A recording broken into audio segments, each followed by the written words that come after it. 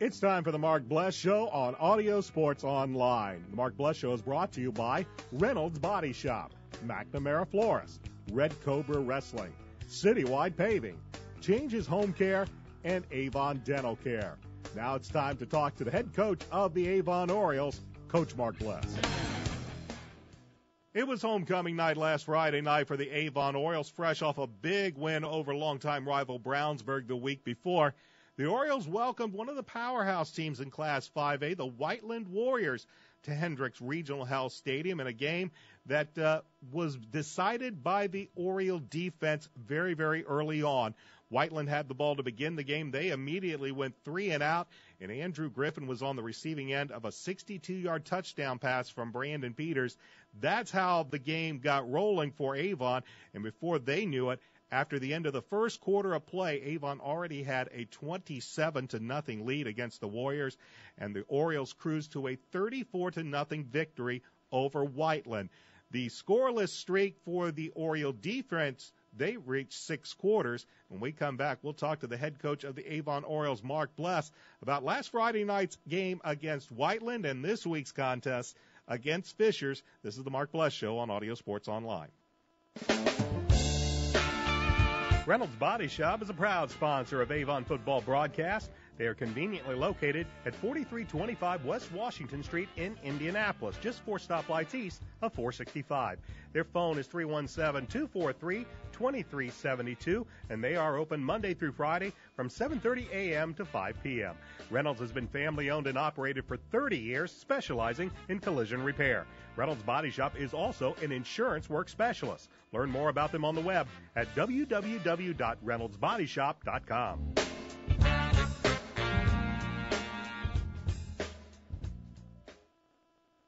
Changes Home Care is a proud sponsor of Avon High School football broadcast.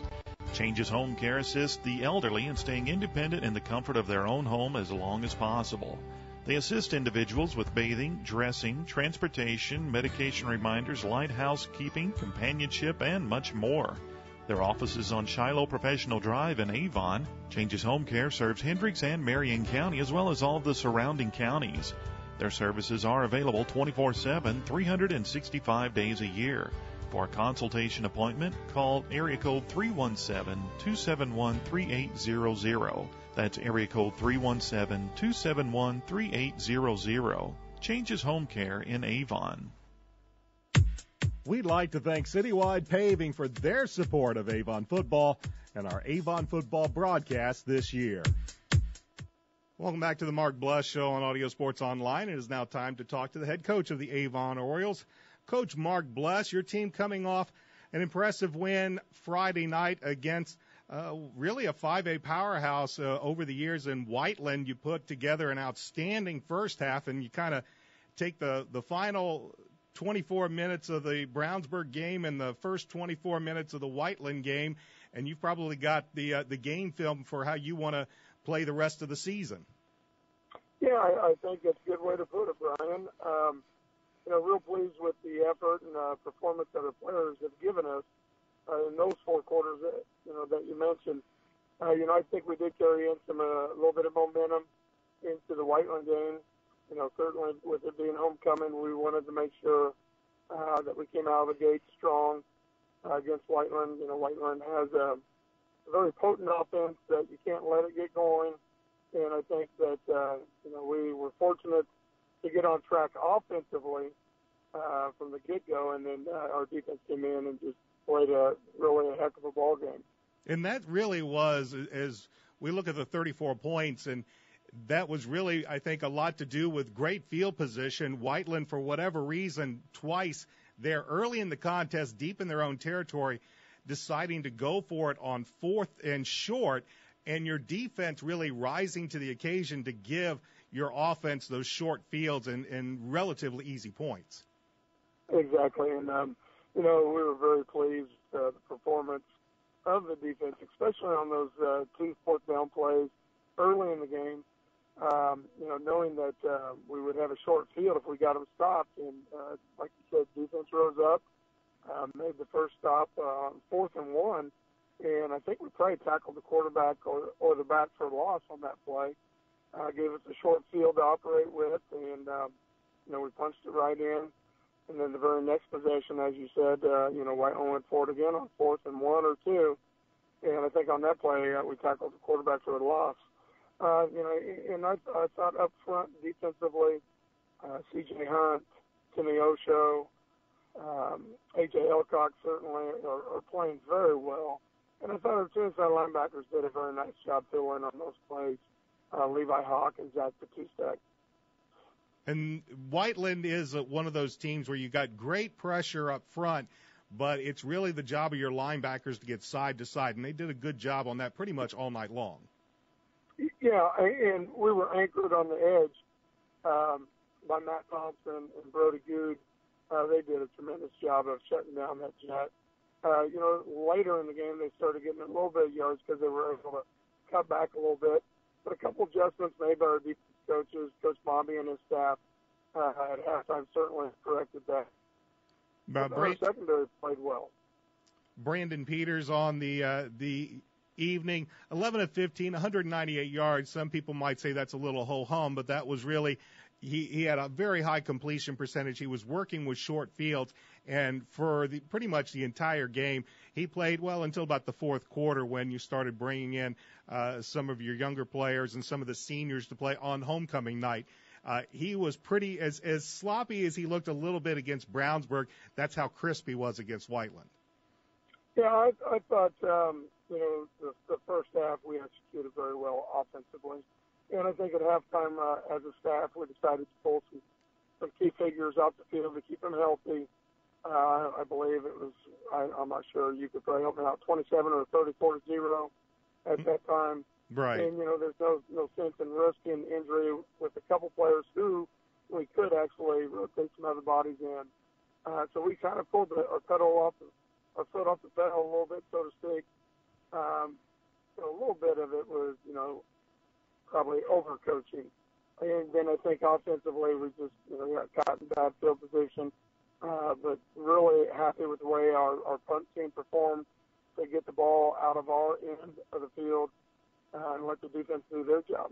You talked about maybe overcoaching in the second half. Of course, both teams were scoreless in the second half. Was that just a matter of trying to back off just a little bit? It seemed like when you came out of the locker room the second half, you were still trying to get down the field and get some points up, or were you just trying to back off a little bit? Well, no, we really wanted to shorten the game and get it over as quick as we could, to tell you the truth. But, like I said, we wanted to be smart with some key players and get them off the field. And we did pull back some of the play calling from Brandon to not throw the ball as much unless we needed to. And, the couple times we did, he was able to pick up a first down or two. Got hit a couple of big plays in the running game. Of course, Brian Fitzgerald had that 53-yard run. Darian Love, for some reason, he just loves to play against Whiteland. He kind of had a breakout game last year against the Warriors, and he came into Friday night's game, came in off the bench and ran the ball very effectively. Well, and we don't really pay that much attention on which back is starting. I think we've kind of rotated around a little bit. But we want to have 2 or 3 backs, depending on the running style that we need. And I thought Darian's burst through the hole and straight ahead downhill running was, very good for our offense. And he executed it very well.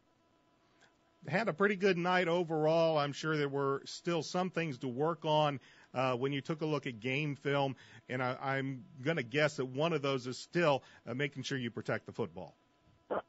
Yes, we had a couple turnovers, and unfortunately we did not receive any turnovers. So, yeah, we got to clean up that turnover ratio, and it seems like we're on the wrong side of it right now. So we got to try to get the defense to get on the ball and get some interceptions again, and offense but turning the ball over.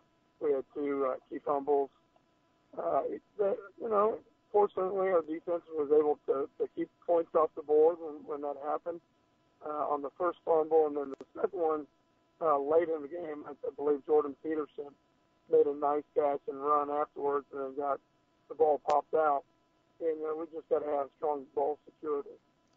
You're talking about your defense and no points. Now they're 6 straight quarters without giving up a point.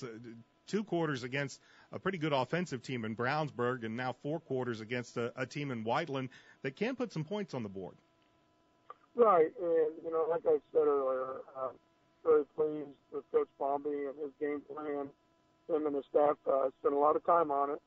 And I think the really neat thing is our players, their understanding is getting stronger and stronger every day of what we're trying to do. Instead of just remembering their assignment, I think they're understanding the concept of what we're trying to do. All right, that was Whiteland. When we come back, we'll talk to the head coach of the Avon Orioles, Mark Bless, about this week's opponent, the Fishers Tigers, as the Orioles are on the road. This is the Mark Bless Show on Audio Sports Online. Avon has a rich wrestling tradition, and now Red Cobra Wrestling is proud to be a part of it. Opening last November, Red Cobra Wrestling offers training sessions run by nationally known coach Chad Red. Red Cobra Wrestling is located at 9233 East Highway 36 in Avon, across the street from Walmart and behind Sidelines in the Red Brick Building. Red Cobra Wrestling offers sessions for all ages, including 3rd grade and under and 4th grade and up. Learn more about prices, class schedules, and information at RedCobraWrestlingAcademy.com. Avon Dental Center is a proud sponsor of Avon High School sports broadcast. Dr. Timothy Greer and Dr. Christopher LaFave have served Hendricks County families for over 20 years. Located in Avon's Beechwood Center area just east of Ivy Tech, they're open Monday through Friday, although early morning hours are available. Avon Dental Center offers high-tech dentistry that includes dental implants, orthodontics, and one-appointment crowns. At Avon Dental Center, their priority is to deliver quality care to informed patients in a comfortable and convenient setting. You can get more information at avondentalcenter.com or call for an appointment at 272-8100. Avon Dental Center.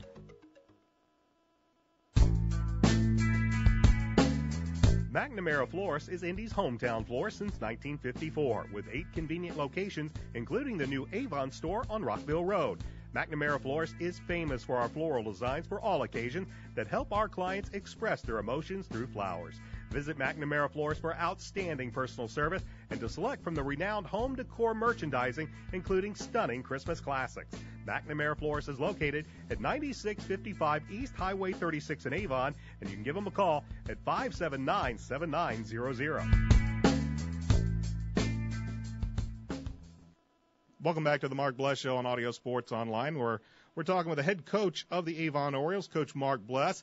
You're halfway through the season, 3-2, and now you'll face one of your toughest road games that you'll have this season. Of course, earlier you've already had 2 big ones at Ben Davis and at Hamilton Southeastern. Now you go and play the Fishers Tigers, who they came off of a big win themselves on the road. They beat Brownsburg 37-23 last Friday, and this is a Fishers team that, much like we've seen in Hamilton Southeastern, you have Coach Rick Wimmer with Fishers and Coach Scott May with Hamilton Southeastern, and they're almost cut out of the same cloth that you're going to get a fundamentally sound team that plays and wants to have a lot of balance in their offensive attack. Well, you're absolutely correct, Brian. Some kind of team, when you watch them on film as HSC, they're, like you said, fundamentally sound, but very well coached. If your offensive tackle is taking a down step, boy, that hand is closing right off his hips, and if he's stepping out, he's fighting pressure. It's fun to watch, but very difficult to coach against. Coach Wimmer does a very nice job, and his staff, preparing the players, and they're fine-tuned. They have a quarterback by the name of Zach Eaton that in the Hoosier Crossroads Conference, of course, we have Brandon Peters and we got Hunter Johnson, but Zach Eaton may be one of the more unheralded quarterbacks. Very, very sound quarterback.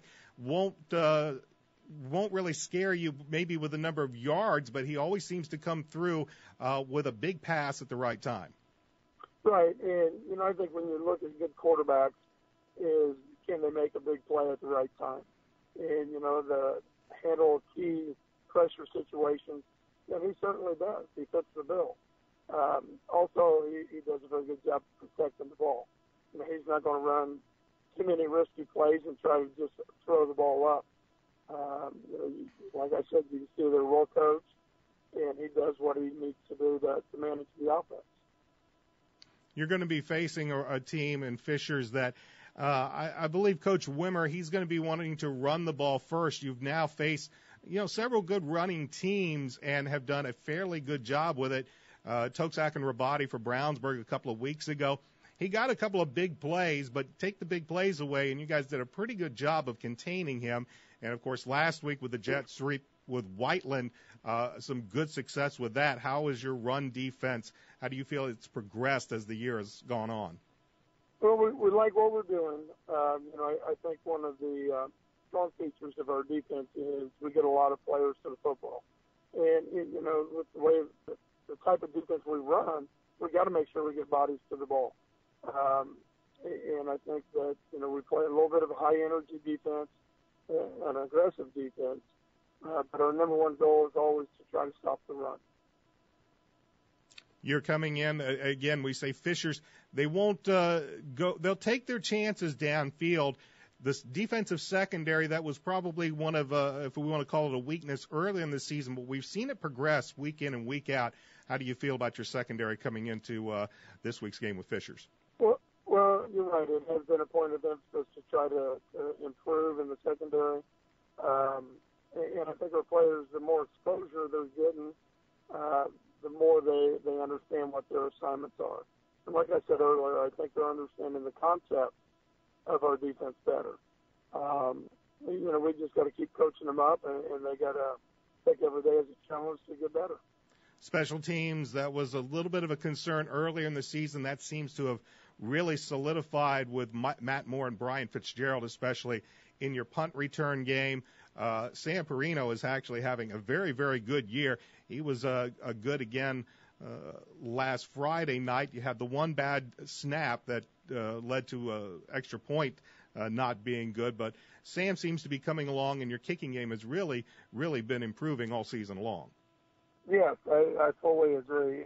Sam had 4 touchbacks the other night on kickoff, and anytime we can get that accomplished, and they're starting the ball on the 20-yard line, it's a little easier for the defense to come out and be prepared instead of starting to maybe possibly at the 40 or the 50 on a bad return. He's punting the ball very well, and we've got we have a freshman long snapper in there now, Ethan Warren, and he is very good at the job he does with long snapping, and I think that's helped Sam Perino a little more at ease in the punting game too, because Sam's punt average have gone up. You mentioned Matt Moore and Bryant Fitzgerald in the back returning punt returns. And, Matt's a heck of a baseball player, and he understands how to judge a ball in the air, and he's also a big body to be able to help block if we need him to. All right, you come into we're at the halfway point of the season. We'll start on the back half. How do you feel health-wise? I know Gunnar Larson, you kind of hoped you might have had him last week, but you felt like you were going to hold him out. How does your team look like heading into Fishers this week? As strong as ever. Gunnar was able to practice yesterday and today, and got some solid reps in there, and he's gaining more and more confidence in his knee. So I expect, and he expects to see quite a bit of playing time Friday. And knock on wood, right now, that seems to be the only significant injury that we've battled against. And, in the game of football, that can happen any time. So we don't want to brag about it by any means, but we like where we're at right now. We will be looking forward to seeing you on Friday as the Avon Orioles travel to Fishers to take on the Fishers Tigers. The pregame show will begin at 6:30, and the kickoff between the Orioles and the Tigers is set for 7 o'clock right here on Audio Sports Online. Coach, good luck this week at Fishers. Very good. Thank you, Brian. You've been listening to the Mark Bless Show on Audio Sports Online. Tonight's show's been brought to you by Reynolds Body Shop, McNamara Florist, Red Cobra Wrestling, Citywide Paving, Changes Home Care, and Avon Dental Care. Tune in next week when we once again talk to the head coach of the Avon Orioles, Coach Mark Bless. The Mark Bless Show is an AudioSportsOnline.com production. Changes Home Care is a proud sponsor of Avon High School football broadcast. Changes Home Care assists the elderly in staying independent in the comfort of their own home as long as possible. They assist individuals with bathing, dressing, transportation, medication reminders, light housekeeping, companionship, and much more.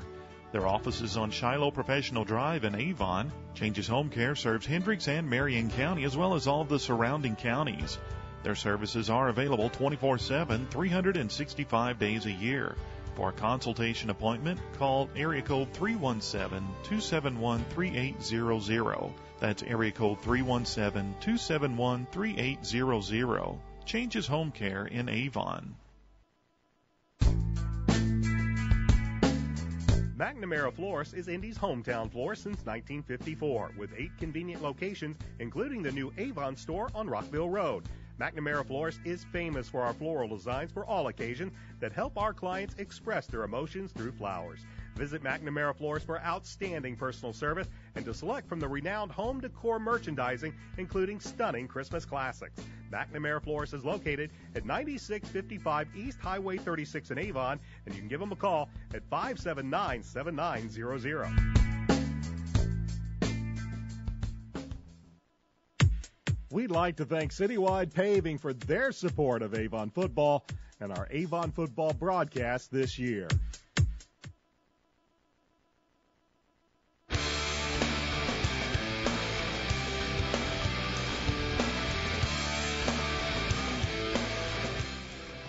It's time for Avon Oriole football on Audio Sports Online. Tonight's game is brought to you by Reynolds Body Shop, McNamara Florist, Avon Dental Center, Changes Home Care, Red Cobra Wrestling, and Citywide Paving.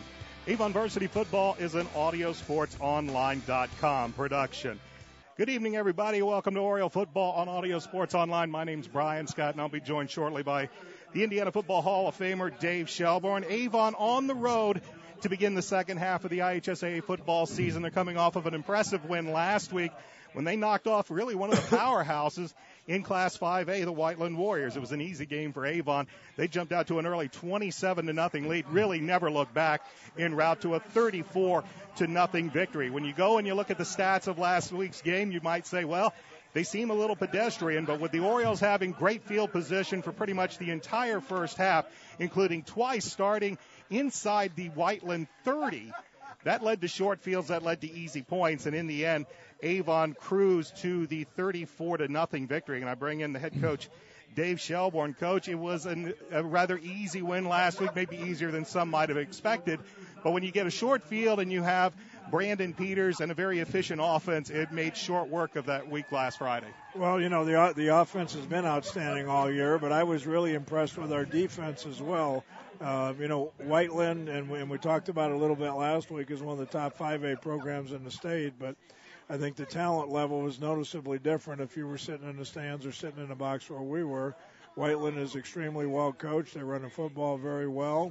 They have an outstanding program with Coach Darren Fisher, but our defense just basically took away their entire offense, and it did allow our offense to basically do what they wanted to do the first quarter. And a couple times early in that first quarter, Coach Fisher elected to go for it on fourth down deep in their own territory and gave us outstanding field position. And as we've seen just about every game this year, in the first quarter, Andrew Griffin went deep, ran by everybody like I think he's done every game this year for an easy touchdown.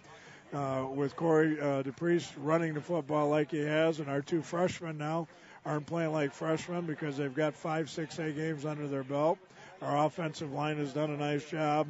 Our, I guess what we would call them, secondary receivers, Harrison Weber and Jordan Peterson, have done an outstanding job. And I think we really have a nice, well-balanced offense, but we certainly have the ability to hit a home run either with the run or the pass on every play. And, I've talked on and on all season about, I think Matt Moore's the best tight end in the state. So we have a lot of weapons. I think we do give defenses a lot of things that they have to try to control, slow down, whatever it might be. And, I'm sure they're going to have to use all of the weapons out here tonight against an outstanding Fishers football team. As great as the offense has been for the Orioles for the past last week and again against Brownsburg, it's been the defense that has really put the clamps down.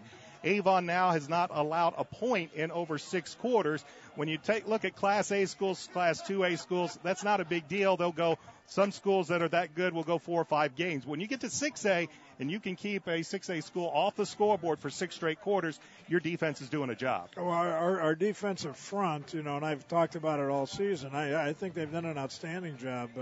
Coach Bombi, our defensive coordinator, dictates a very aggressive style. We're in a 3-3 defense, and our front three just basically get in a sprinter stance and tee off and go. And, we're not reading anybody, and, we're looking to get penetration, and we're looking to wreak a little havoc. And occasionally he'll send our linebackers to blitz, and we just have a really outstanding crew of linebackers. And Matt Thompson, who, in my opinion, is an all-state football player. He's been a 3-year starter for them, and somebody's going to get smart and pick him up and offer him a big-time ride. We've had a nice season out of Levi Hawk, and lately Zach Patustak has played very well as a middle linebacker as well, and Brody Good came back from a pretty extensive ACL knee surgery last year, and he's just had a really outstanding season. And on top of that, we've got Brian Fitzgerald, who might be one of the best players in the state. When we come back, we'll talk about tonight's opponent, the Fishers Tigers. This is Oriole football on ASO.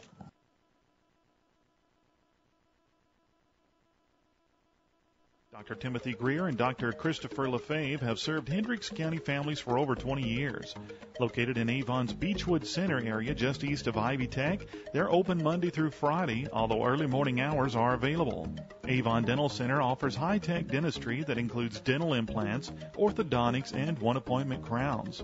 At Avon Dental Center, their priority is to deliver quality care to informed patients in a comfortable and convenient setting. You can get more information at avondentalcenter.com or call for an appointment at 272-8100. Avon Dental Center. Avon has a rich wrestling tradition, and now Red Cobra Wrestling is proud to be a part of it. Opening last November, Red Cobra Wrestling offers training sessions run by nationally known coach Chad Redd. Red Cobra Wrestling is located at 9233 East Highway 36 in Avon, across the street from Walmart and behind sidelines in the Red Brick Building. Red Cobra Wrestling offers sessions for all ages, including 3rd grade and under and 4th grade and up. Learn more about prices, class schedules, and information at RedCobraWrestlingAcademy.com.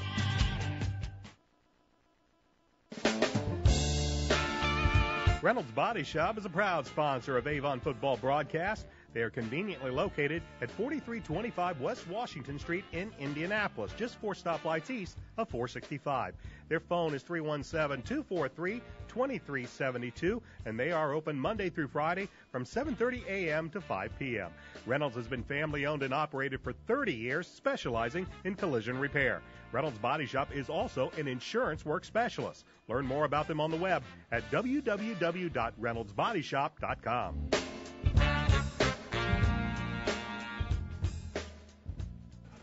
Welcome back to Fishers High School as the 9th-ranked Avon Orioles get ready to take on the 6th-ranked Fishers Tigers right here on Audio Sports Online.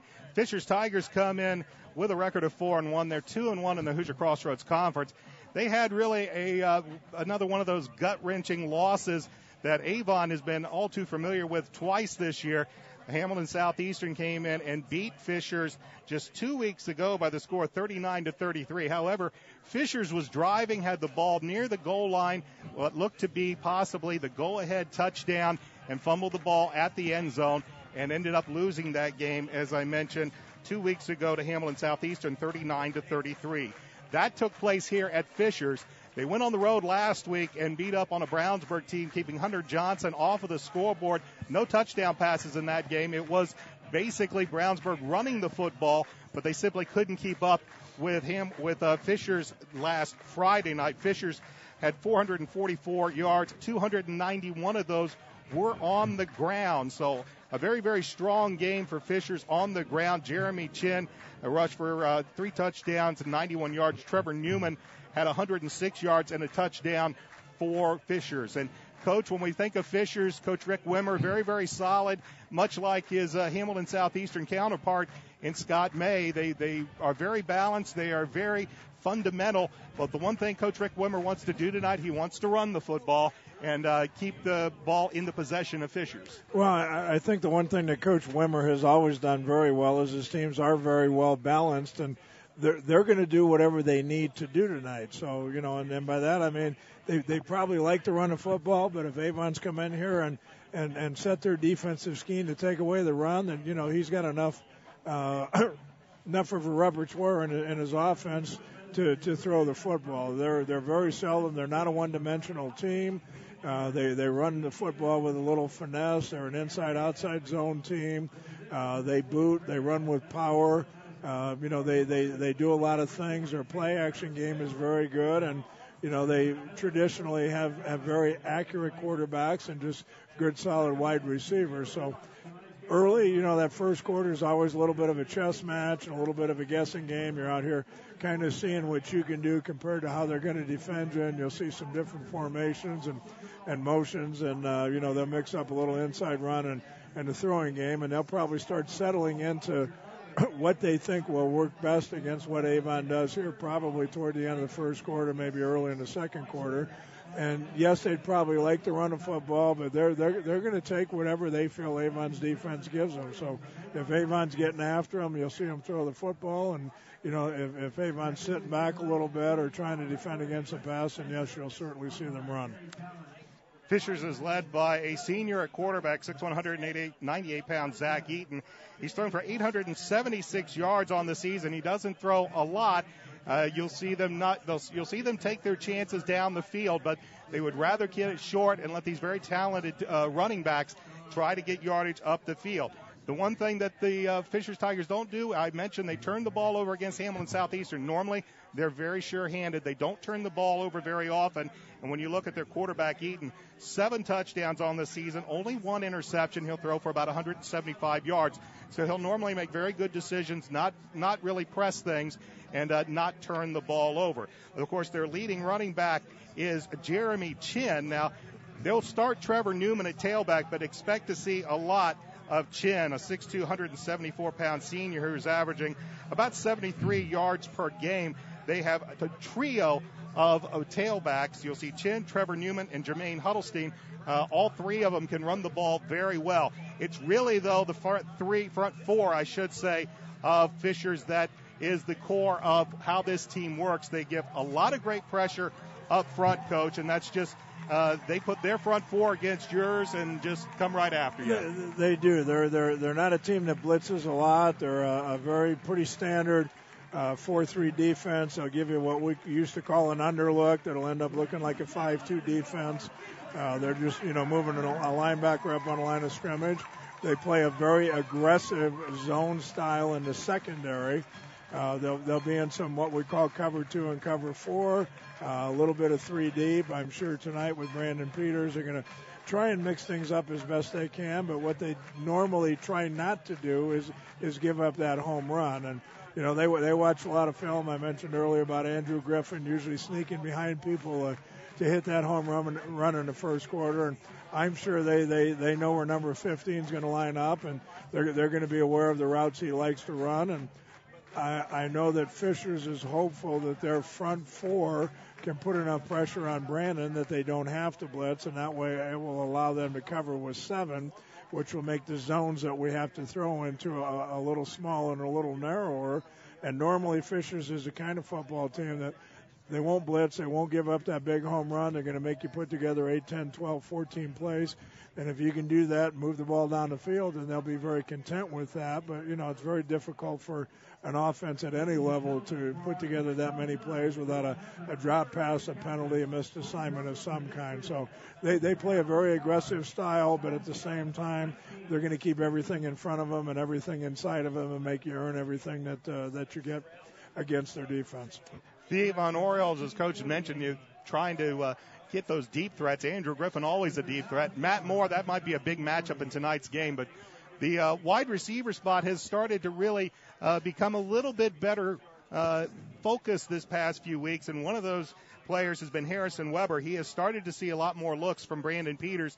And generally when Brandon's going downfield, Andrew's usually his first target, but now he's starting to see Harrison. When Harrison gets the ball, he's usually 25 yards downfield. Well, Harrison can run, and he's just back from into football. And I mentioned a couple times on the broadcast after I retired as the varsity coach, I went and coached 7th grade football. And the first year I was 7th grade at South, most of this group were 7th graders. Brandon was our quarterback. Andrew was a wide receiver on one side, and Harrison was on the other side. So, to say we threw the football a lot in 7th grade would be an understatement. But, when you had a quarterback like that and those kind of wide receivers, and, most of the other seniors that are playing in this group were on that team. So we had a lot of fun. They've been together for a long time.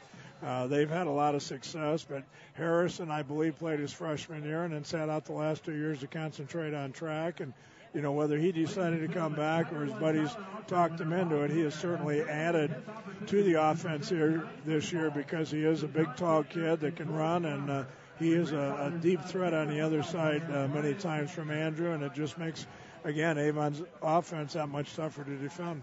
Let's give you the particulars for tonight's game. I mentioned Fishers.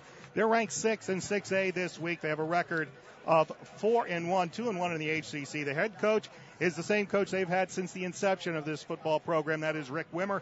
He is 74-36 in his 10th year at the helm of the Tigers, 238 and 119 in his 33rd year overall. For the Avon Orioles, they come in with a record of 3-2. They have won their last 2 contests. They are 1-1 in the HCC. They come in ranked 9th in 6A this week. The head coach is Mark Bless, 43-20 in his 6th year at the helm of Avon, 192 and 87 in his 26th year overall. It's not been a very long series. Fishers has only had a football team now for 10 years, and in these 9 games that they've played, Fishers has a 5-4 record. Avon won this game last year back at Hendricks Regional Health Stadium by the score of 36-26. We're about ready for football here. Pull up a chair. We're glad you are joining us for Oriole football on Audio Sports Online. Sam Perino getting ready to kick this football away. Jeremy Chin and R.J. Potts back deep for the Tigers. Tigers in red, Orioles in white. Perino puts a foot into it, and he will kick it, and Potts will take it at the 4. He'll take it to the 10, 15, and he will be taken down as Brian Fitzgerald is going to bring him down at about the 18-yard line, and that'll bring out the Tigers offense for the first possession. Zach Eaton, a 6'1", 198-pound senior, is their quarterback. He will lead them. You will see multiple looks out of the Tigers. Across the offensive line, they'll have Charlie Bernard, Titus Martin, Garrett Suter, Gavin LaFoon, and Luke Martin. The tight end is Angelo Howes. The wideouts are Kate Orris and Devontae Adams. The fullback, when they have one, is Mason Davis, and Trevor Newsom will start at tailback as the Tigers have their first possession of the game at their own 18-yard line to begin this contest. And they'll start with a 3-wide look, offset eye to the left.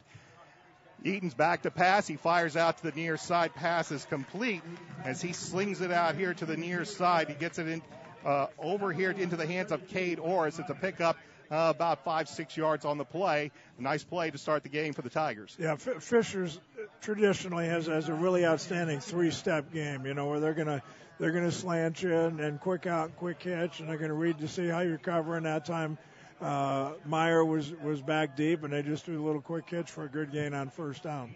I say it was enough for the first down. Picked up exactly 10 yards, so 1st and 10. Actually call it 11. They'll mark it at the 29-yard line. They'll move the chains, and the Tigers will have the first down of the contest. This time they'll go jumbo, and the handoff is to Newsom moving around the right side. Newman gets the room. Penalty flag comes from behind. That's going to be a hold.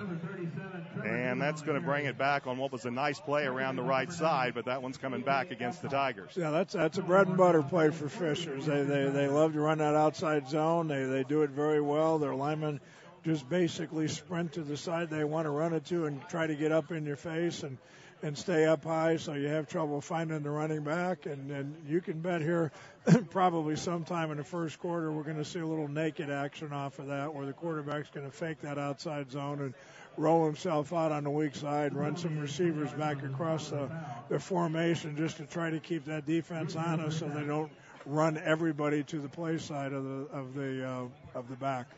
Penalty moves the ball back to the 21-yard line. It'll be first down. Call it about 16 yards to go for the Tigers. They'll set up in 4 wide, and this time they'll send Eaton in the shotgun. Eden back, ball's tipped at the line of scrimmage. A.J. Alcock getting a big paw up there and knocks that one down. That'll bring up second down and long. Yeah, A.J. all year has been very disruptive. You know, we complimented the Fisher's defensive front four and how aggressive they are and how they get up and get in the quarterback's face. A.J. has kind of taken over that role for Avon. He gets a sack or two a game, and when he's not getting a sack, he's got his hands up and he's making the quarterback throw where he doesn't want to throw. Devontae Adams and Will Cyrus on the near side on second and long. Eaton swings it out. This is Newsom. He's going to get to the corner. He'll gain a yard or two, but the Oriole defense strings it out nicely. Levi Hawk and Matt Thompson. Levi Hawk and Matt Thompson. Thompson, of course, coming into this tonight's game, leads the team with 48 tackles. Hawk with 34 tackles on the season. Yeah, these penalties kill you. I mean, feel for Coach Wimmer, you know, being a head coach for as long as I was. Anytime you have that penalty on first down, it just really screws everything up. You're out of sync. I mean, that was a nice gain on that play, but they're still stuck with 3rd and 15 here, deep in their own territory. Cade Orris is the wide out to the near side. Eaton will work out a gun. He'll have Newman to his right on this 3rd and long. Eaton back to pass, fires over the middle, pass is complete, and a nice play as Cade Orris will bring it down. He needed 15 yards. They got 16 and a first down. Yeah, our secondary is going to get probably the biggest test they've gotten all year. We've played some good football teams this year, but probably teams that don't have the precision passing game that Fishers has, and our front has played very, very well. Our secondary really hasn't been tested as much, and I think they'll get a good test out here tonight. So it's 1st and 10. Fishers, the ball just beyond the 40-yard line. 11 minutes left to go. Opening quarter. This is the opening drive of the contest. Eaton works out of the gun, works the option now. Makes the wrong move. He runs into A.J. Alcock. Got away from Alcock briefly, but he won't get away from Timmy Osho, and they'll bring Eaton down near the line of scrimmage. They'll spot him about a half yard, so probably give each player a half a sack, and will bring up second down and a little over 10. Well, I've been very complimentary of our defensive front all year, and they've really been doing it without Gunnar Larson, who was the top kid coming back. Gunnar is an outstanding football player, outstanding wrestler. He got hurt early in the season. He's dressed tonight. I think they could use him if they need to, but the way our defensive front is playing, right now, they may not need to use him. Bring it second down and 10. Here's the give to Newman. Newman will not get away from C.J. Hunt, the 6'2", 245-pound junior. Hunt with 34, make it 35 tackles on the season. It's a loss of a yard. It'll bring up 3rd and long. Well, in a zone blocking scheme that Fishers uses, it's, at least in theory, it's supposed to eliminate all the stunning and blitzing because you're just pretty much stepping in the direction that you run a football, and you're going to block whoever shows up, whether it's a slanting lineman, a blitzing linebacker. And, again, it looks good on paper, but sometimes when that guy's slanting, it's tough to get your hands on him and keep him from penetrating. 3rd and 11 as Eaton's back to pass. Pressure comes, and he'll go down. Coming around was Zach Batustik from the outside. Then pressure came up the middle, and it ends up being... That's Brody Good. Zach's hair is not quite that long, but... Zach had a good run from the outside, but Brody Good came right up the middle as Eaton flushed forward. The sack is back to the 35-yard line. That's going to bring up 4th down, and into punt will be Taylor Soper for the Tigers. Soper only averaging a little under 40 yards. Bad snap. He'll get this one away, and he'll get a beauty of a punt. And Brian Fitzgerald will lose it almost. He gathers it up, now makes a move. He spins away from a man at the 20 to the 25, 30, 35, 40. And Brian Fitzgerald took disaster and ends up with a nice run out past the 40-yard line, and they'll spot him at the 44. And that's what makes him special. I mean, some kids have it, and he certainly has it. What looked like it was going to be a bad play, possible turnover, another muff on a punt that Avon's had a few too many of this year. He somehow hangs on, really helped with the timing, and he made a great return. Avon starting a great field position. So Brandon Peters in the offense will start at their own 43-yard line. Peters, quarterback draw, right up the middle. He'll make past the midfield stride into Tigers territory, and a first down. 10 yards, quarterback keeper all the way, just a little delay. And Brandon picks up 10 yards, and the Orioles are in Tigers territory. Yeah, you don't see Brandon run a lot. You know, he's a little bit too valuable, but it's not that he can't run. He's a very, very capable runner. He's got better speed than people give him credit for. Just an unbelievable athlete, and I think that was a call on first down. That's basically a keep him honest call. So 1st and 10, this time at the Tigers 46. The play action pass, they swing it. Andrew Griffin picks it out of the air with his fingertips, and it's another 10, 11 yards to the Tiger 35, 1st and 10 Orioles. Yeah, he's another one. Somebody's going to get smart. I've been sending emails to Northwestern myself here just about every week with stats and telling them to get on huddle. He's a very, very bright kid, 3-year starter. I think he'd be a perfect fit, and I hope Coach Fitzgerald's reading my emails. 2 plays, 23 yards, and the Orioles are in business at the Tiger 31-yard line. Their first drive of the contest. Corey DePriest is the lone tailback. Peters back to pass. Steps up in the pocket. Now he'll go forward. He comes out to the right side, flushes to the 30, inside the 30 to the 25, and he'll run out of bounds at the 25-yard line, and it'll be close to another Oriole first down. Yeah, not only did he get flushed out and knew when to take it upfield, but he actually outran. Had a couple of linebackers that really had to beat on him in the middle of the field. He outran them, and when he got everything that he thought he could possibly get, he very wisely stepped out of bounds. So Avon's sitting here 1st and 10 on a 25. So far this drive has gone very well for Avon. They've been able to mix it up and do just about anything they've wanted, at least up to this point. 3 plays, 3 first downs. They are now at the Tiger 25-yard line.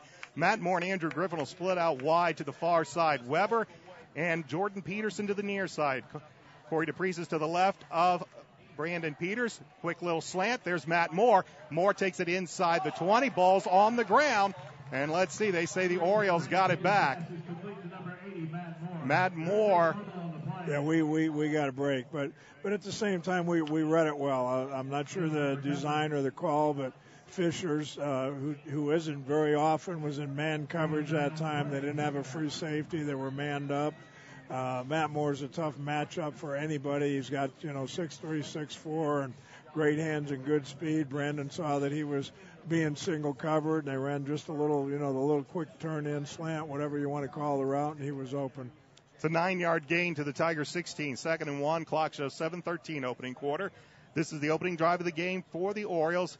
They forced the Tigers to punt on their first possession, and now penalty flag will fly and might have an illegal procedure called against the Orioles, which would be their first penalty of the night. It is, but those are the drive killers. I mentioned earlier. I mean, right now Avon's picking up big chunks of yardage, but they're not in the end zone yet. And Coach Wimmer's philosophy is, I don't care how many first downs they get, as long as they don't get in the end zone. And even though they move the football, they're part of it is to put enough pressure on the offense that they make mistakes, but at the same time, this penalty sets them back a little bit. Whether it'll be a drive killer or not, we'll have to see, but it certainly doesn't help. Ball just inside the 22. Call it 2nd and 7. As the Orioles line up 3 wideouts, Andrew Griffin to the near side. Fisher shows blitz. Here's Corey DePriest with the ball. He'll make a little bit of a move, cut it up inside the 20, and get it close to the 16-yard line. And that's going to set up 3rd and short for the Orioles. Yeah, good. Just a little inside zone play. They've been throwing the football a little bit. The Fishers defensive front isn't one of those, do I pin my ears back and rush the passer, or do I sit at home and play the run a little bit? And Coach Eric Moore, who calls the plays for Avon, is going to try to mix things up enough to make them as indecisive as he can up front. 3rd and 2 for the Orioles. Ball at the Tigers' 17-yard line. Corey DePriest is the tailback. Blitz comes from the outside. Corey slips forward. He's going to be brought down and probably short of the first down. Knifing through is Jake Winkle, a 6'1", 231 junior. He has 20 tackles on the season. DePriest will not get the first down, and that's going to bring on Sam Perino. Perino has yet to have a field goal attempt this season, and he is on the field now to attempt what will be a 35-yard field goal. The left-footed kicker. Good snap, good hold. The kick is up, and the kick is good. And Sam Perino converts on his first field goal attempt. And with 5:28 left to go in the opening quarter, the Avon Orioles take a 3-0 lead. Back with a kickoff in a moment. This is Oriole football on ASO. Changes Home Care is a proud sponsor of Avon High School football broadcast. Changes Home Care assists the elderly in staying independent in the comfort of their own home as long as possible. They assist individuals with bathing, dressing, transportation, medication reminders, light housekeeping, companionship, and much more. Their office is on Shiloh Professional Drive in Avon. Changes Home Care serves Hendricks and Marion County as well as all of the surrounding counties. Their services are available 24/7, 365 days a year. For a consultation appointment, call area code 317-271-3800. That's area code 317-271-3800. Changes Home Care in Avon. The Avon Orioles march down the field, but an innocuous little 5-yard illegal procedure penalty might have cost them a touchdown there as they were forced to kick a 35-yard field goal. But they do lead the Tigers by the score of 3-0. Alongside the Indiana Football Hall of Famer Dave Shelbourne, I'm Brian Scott. Sam Perino, set to kick this one away. He'll kick it to the near side. R.J. Potts will take it at about the 8. He'll go up to the 15, to the 20. And there is Brian Fitzgerald once again knifing through to bring Potts down at about the 20-yard line. You think they'd try to find him. He is an awfully good open field tackler, and that's 2 kickoff returns and 2 tackles. And, he just has that little knack. So you think that they'd assign somebody to try to find him on that kickoff return. So Zach Eaton and the Tiger offense will be back on the field as they're going to move this one back as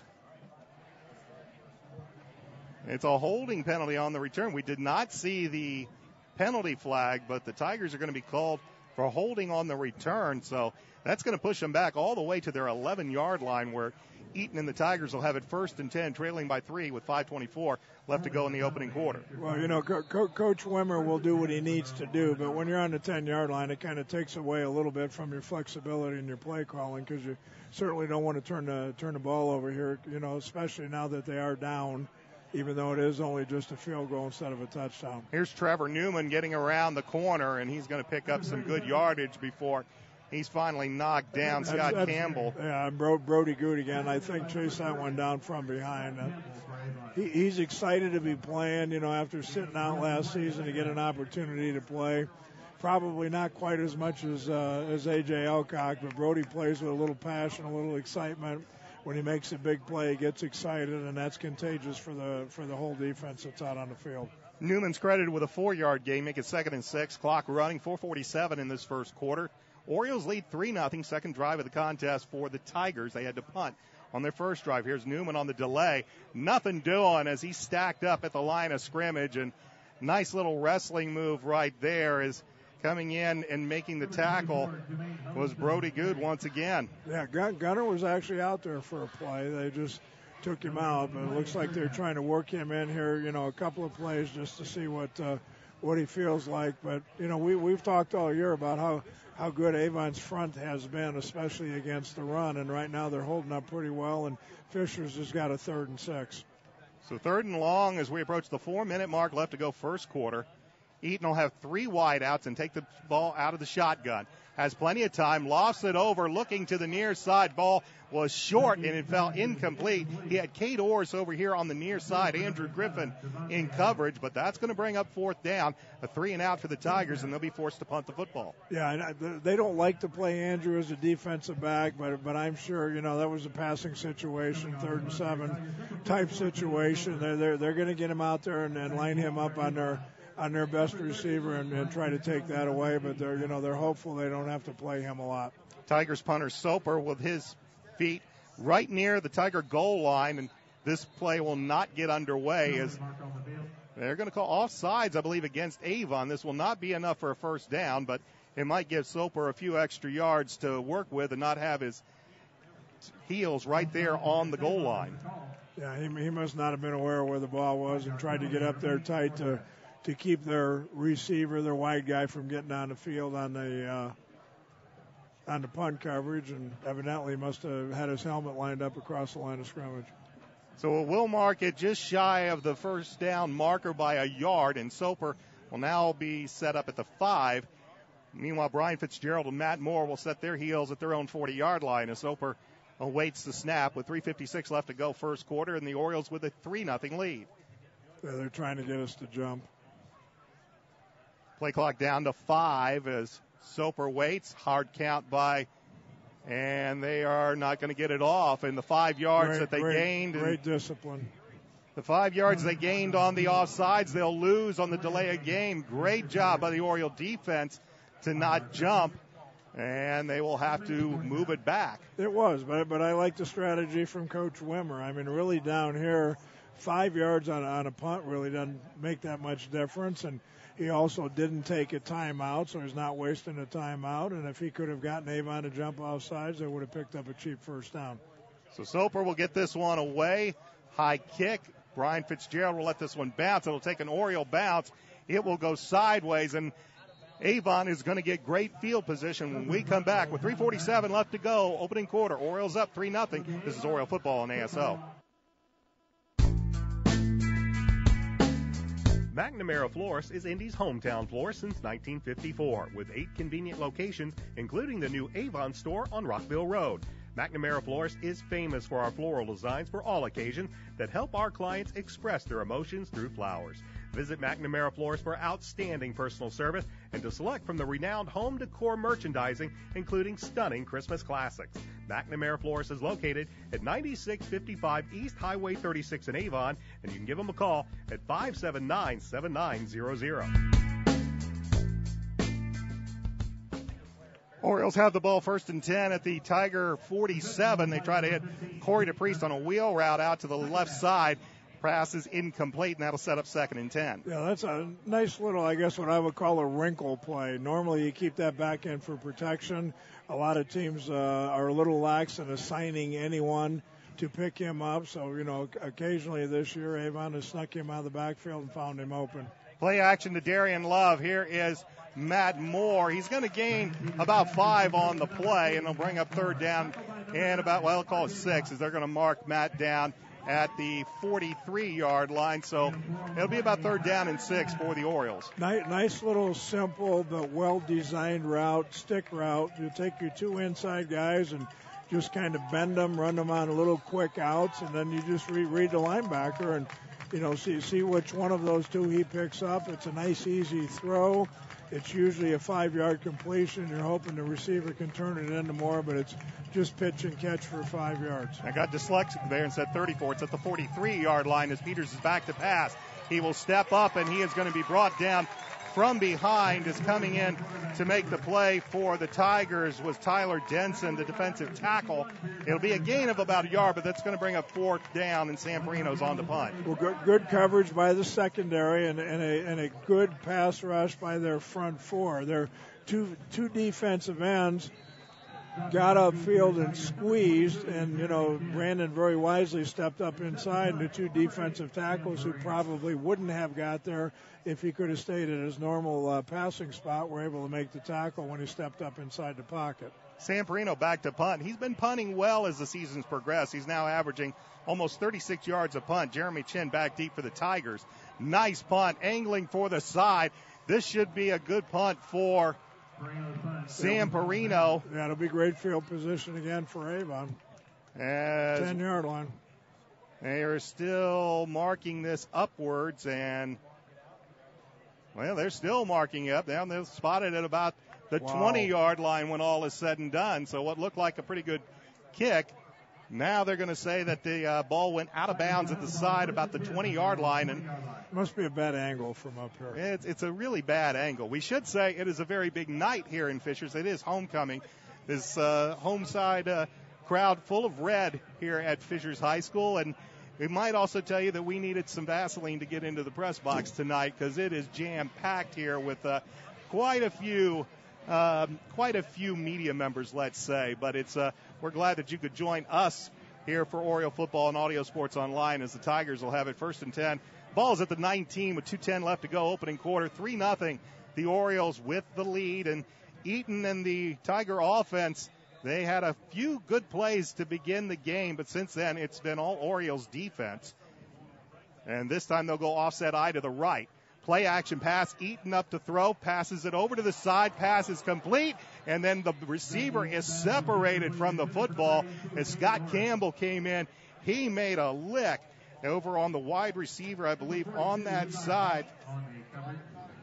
As coming in, and the wide receiver, I believe, on that side might have been Brian Cantor. Yeah, right now Avon is really trying to pressure with just their down 3. Many times you'll see them blitz their linebackers and get up in there in the line of scrimmage, but right now they're trying to put pressure on with their front 3 and trying to defend with 8, and they're doing a very good job of it, at least to this point in the game. 3 wide receivers. Eaton will stay under center. Play action pass. He'll step up. Fire over the middle. Pass incomplete. Andrew Griffin in the coverage. Eaton was looking for Cade Orris. He was looking for Devontae Adams.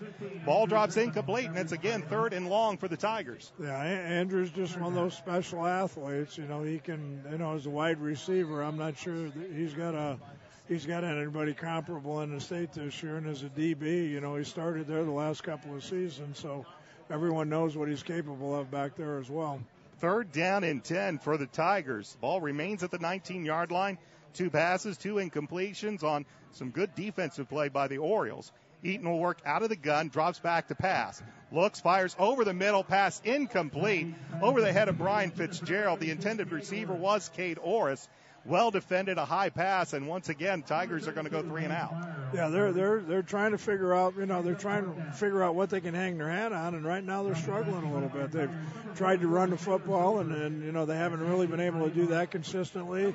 They came out and ran a little play action pass, and that was okay. And now they're trying to throw the vertical routes and get it downfield. I mean, really, about the only thing they've had success with so far has been the short passing game. Soper back to kick again, end-over-end kick. Matt Moore will take it at the 45. No fair catch to the 45 of Fishers, and he'll go to the 40. I think the Tigers led up thinking that Matt was going to call for a fair catch. He just watched the Tiger go by him, took the punt, and took it into Tiger territory to about the 40-yard line. Yeah, you don't see many tight ends back on punt. He's kind of our Jimmy Graham or Gronkowski. He's a tough kid. He can block. He can flex out. He can line up tight. And, now he's proven that he can actually get back there and catch and run back punts as well. So 1:46 left to go in this opening quarter. The Orioles, on the strength of a 35-yard Sam Perino field goal, have a 3-0 lead over the 6th-ranked Tigers and have excellent field position to start this drive at the Tiger 40. Brandon back to pass. Flesh goes to his left, and this time he is going to be sacked as finally pressure comes, and he brings him down. And at the bottom of it is Jake Winkle, the 6'1", 231-pound junior defensive end, and he records his 3rd sack of the season. Well, a lot of times you're going to see what I would call a bull rush out of defensive linemen, but Fisher's defensive ends are speed rushing. They're just trying to get upfield faster than the Avon offensive tackles can set, and a couple of times they've done that, and a couple of times when the tackles were kind of picking them up, they forced Brandon back into the pocket where their defensive tackles could put pressure on. The give is to Corey DePriest, and he falls down as he was trying to make a misdirection cut. He slips right down at the 49-yard line, and Avon's worst offensive series to date loses about 10 yards, 19 yards back to the 49, and once again, Sam Perino is going to be it's going to bring up 3rd and 20. Yeah, it's been tough, and I guess it depends on how you look at it, but it's probably Fisher's best defensive series. They're finally putting a little pressure on Brandon, and they got up in there and forced him to run up in the pocket, and that's certainly not what Avon wants to do. Brandon back to pass, fires over the middle, pass incomplete.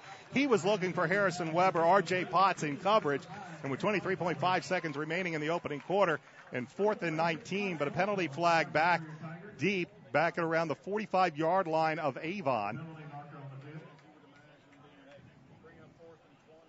Yeah, more than likely they're going to decline because they want the football.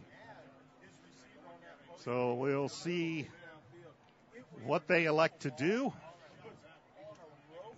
Holding is the call against Avon. Penalty is declined. That will bring up 4th and 19. And going back deep will be Jeremy Chin for the Tigers with 23.5 seconds remaining. Avon with a 3-0 lead, and Samperino getting ready to kick this football away. And unless something goes bad here for Avon, Fishers is going to start with, very poor field position once again. Samperino with his heels at about the 36-yard line. High snap, and it goes over his head. Sam's going to get it back. He's going to lose the football. It's going to be picked up, and it's going to be taken to the house by R.J. Potts. A high snap got over the head of Samperino. He tried to pick up the ball, but once he picked it up, lost it again, and R.J. Potts will run it in from about 24 yards out for the touchdown. Yeah, I kind of feel like I jinxed this. Those are the killers, but those are also the things for, Fishers. All the momentum basically had been Avon's way. They've been struggling a little bit, trying to make some plays, and now all of a sudden one play puts them ahead here, more than likely 7-3.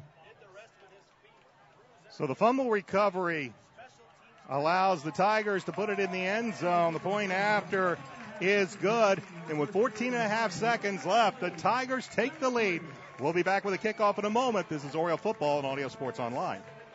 Avon Dental Center is a proud sponsor of Avon High School sports broadcast. Dr. Timothy Greer and Dr. Christopher LaFave have served Hendricks County families for over 20 years. Located in Avon's Beechwood Center area just east of Ivy Tech, they're open Monday through Friday, although early morning hours are available. Avon Dental Center offers high-tech dentistry that includes dental implants, orthodontics, and one-appointment crowns. At Avon Dental Center, their priority is to deliver quality care to informed patients in a comfortable and convenient setting. You can get more information at avondentalcenter.com or call for an appointment at 272-8100. Avon Dental Center. Special teams, which had given head coach Mark Bless a few gray hairs with what little gray hair he had left early in the season, had solidified the past few games. This time a bad snap, however, leads to a touchdown by Fishers as R.J. Potts picks it up, rumbles it in from about 24 yards out. And the Tigers take a 7-3 lead with 14.5 seconds remaining in this first quarter. Norton on to kick this ball away. It'll be fielded by DePriest, however, at the 1-yard line. Corey up to the 15, and he's going to be tripped, quite literally tripped. And he will take it out to about the 21-yard line, and that is where Avon will take over 1st and 10 with 9.5 seconds remaining, now trailing the 6th-ranked Tigers by the score 7-3. Alongside the Indiana Football Hall of Famer Dave Shelbourne, I'm Brian Scott. Orioles, with their worst field position of the game, will be at their own 21-yard line as they start this drive. Their last drive was not a thing of beauty, as they ended up losing about 9 yards in all, and leading to that punt that ended up being returned on the fumble recovery for a touchdown. Brandon Peters will give to Darian Love. Love will take it right into the teeth of the Tiger defense, but he'll pick up a couple of yards on the play to about the 23-yard line, and that'll be the final play of the first quarter. Our score after one quarter here at Fishers High School, the hometown Fishers Tigers 7, Avon Orioles 3. We'll be back with second quarter action after this. This is Oriole Football on Audio Sports Online.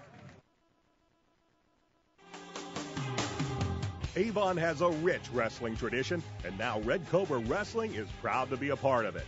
Opening last November, Red Cobra Wrestling offers training sessions run by nationally known coach Chad Redd. Red Cobra Wrestling is located at 9233 East Highway 36 in Avon, across the street from Walmart and behind sidelines in the Red Brick Building. Red Cobra Wrestling offers sessions for all ages, including 3rd grade and under and 4th grade and up. Learn more about prices, class schedules, and information at RedCobraWrestlingAcademy.com.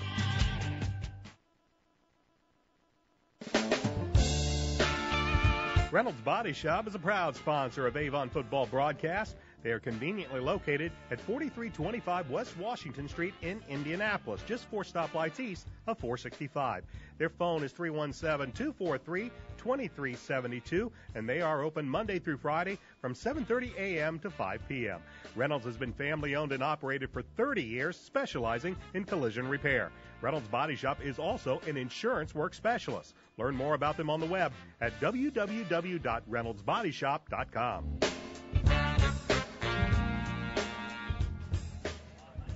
We'll flip ends and start the second quarter with the Orioles 2nd and 8 from their own 23-yard line, trailing the Tigers 7-3. Brandon Peters will work with 3 wides, 2 to the near side.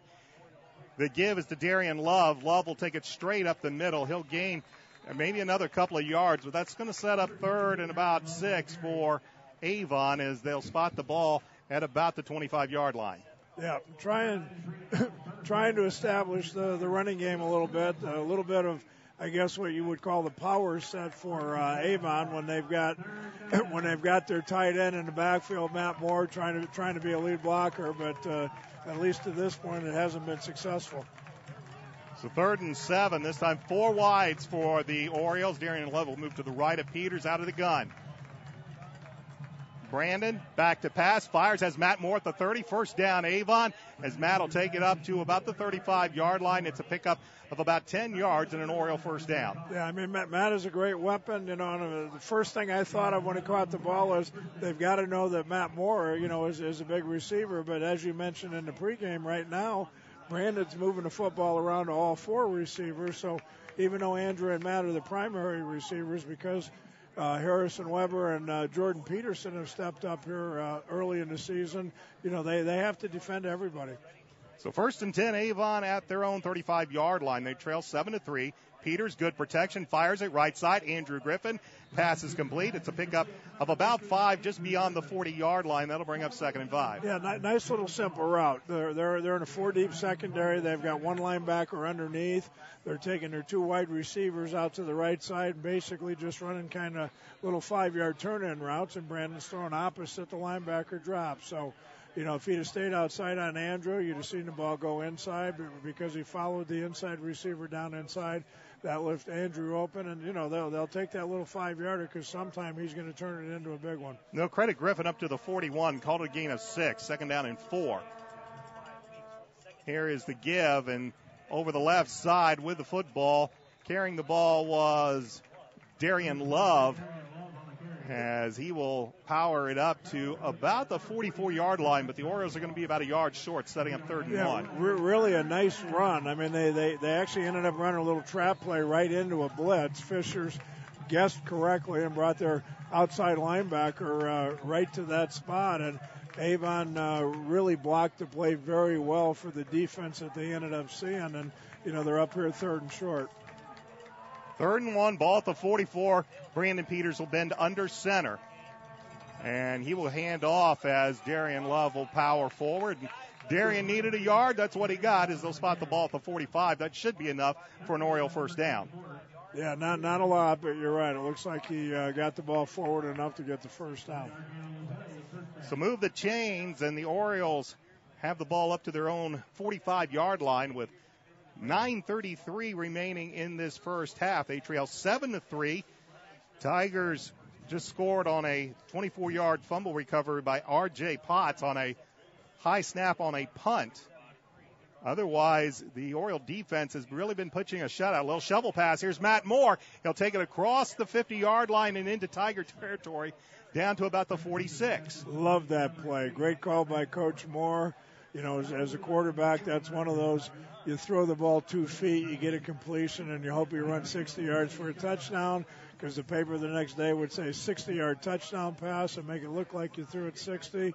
You know, that's a play, you know, similar to a draw or a screen. It's to slow down the pass rush. It's a nice, simple play. If it's not there, you just throw it on the ground and take an incompletion. 2nd and 1 for the Orioles back in Tiger territory. The give is to the tailback, and there is Darian Love. He's hit by R.J. Potts, but Darian still continues.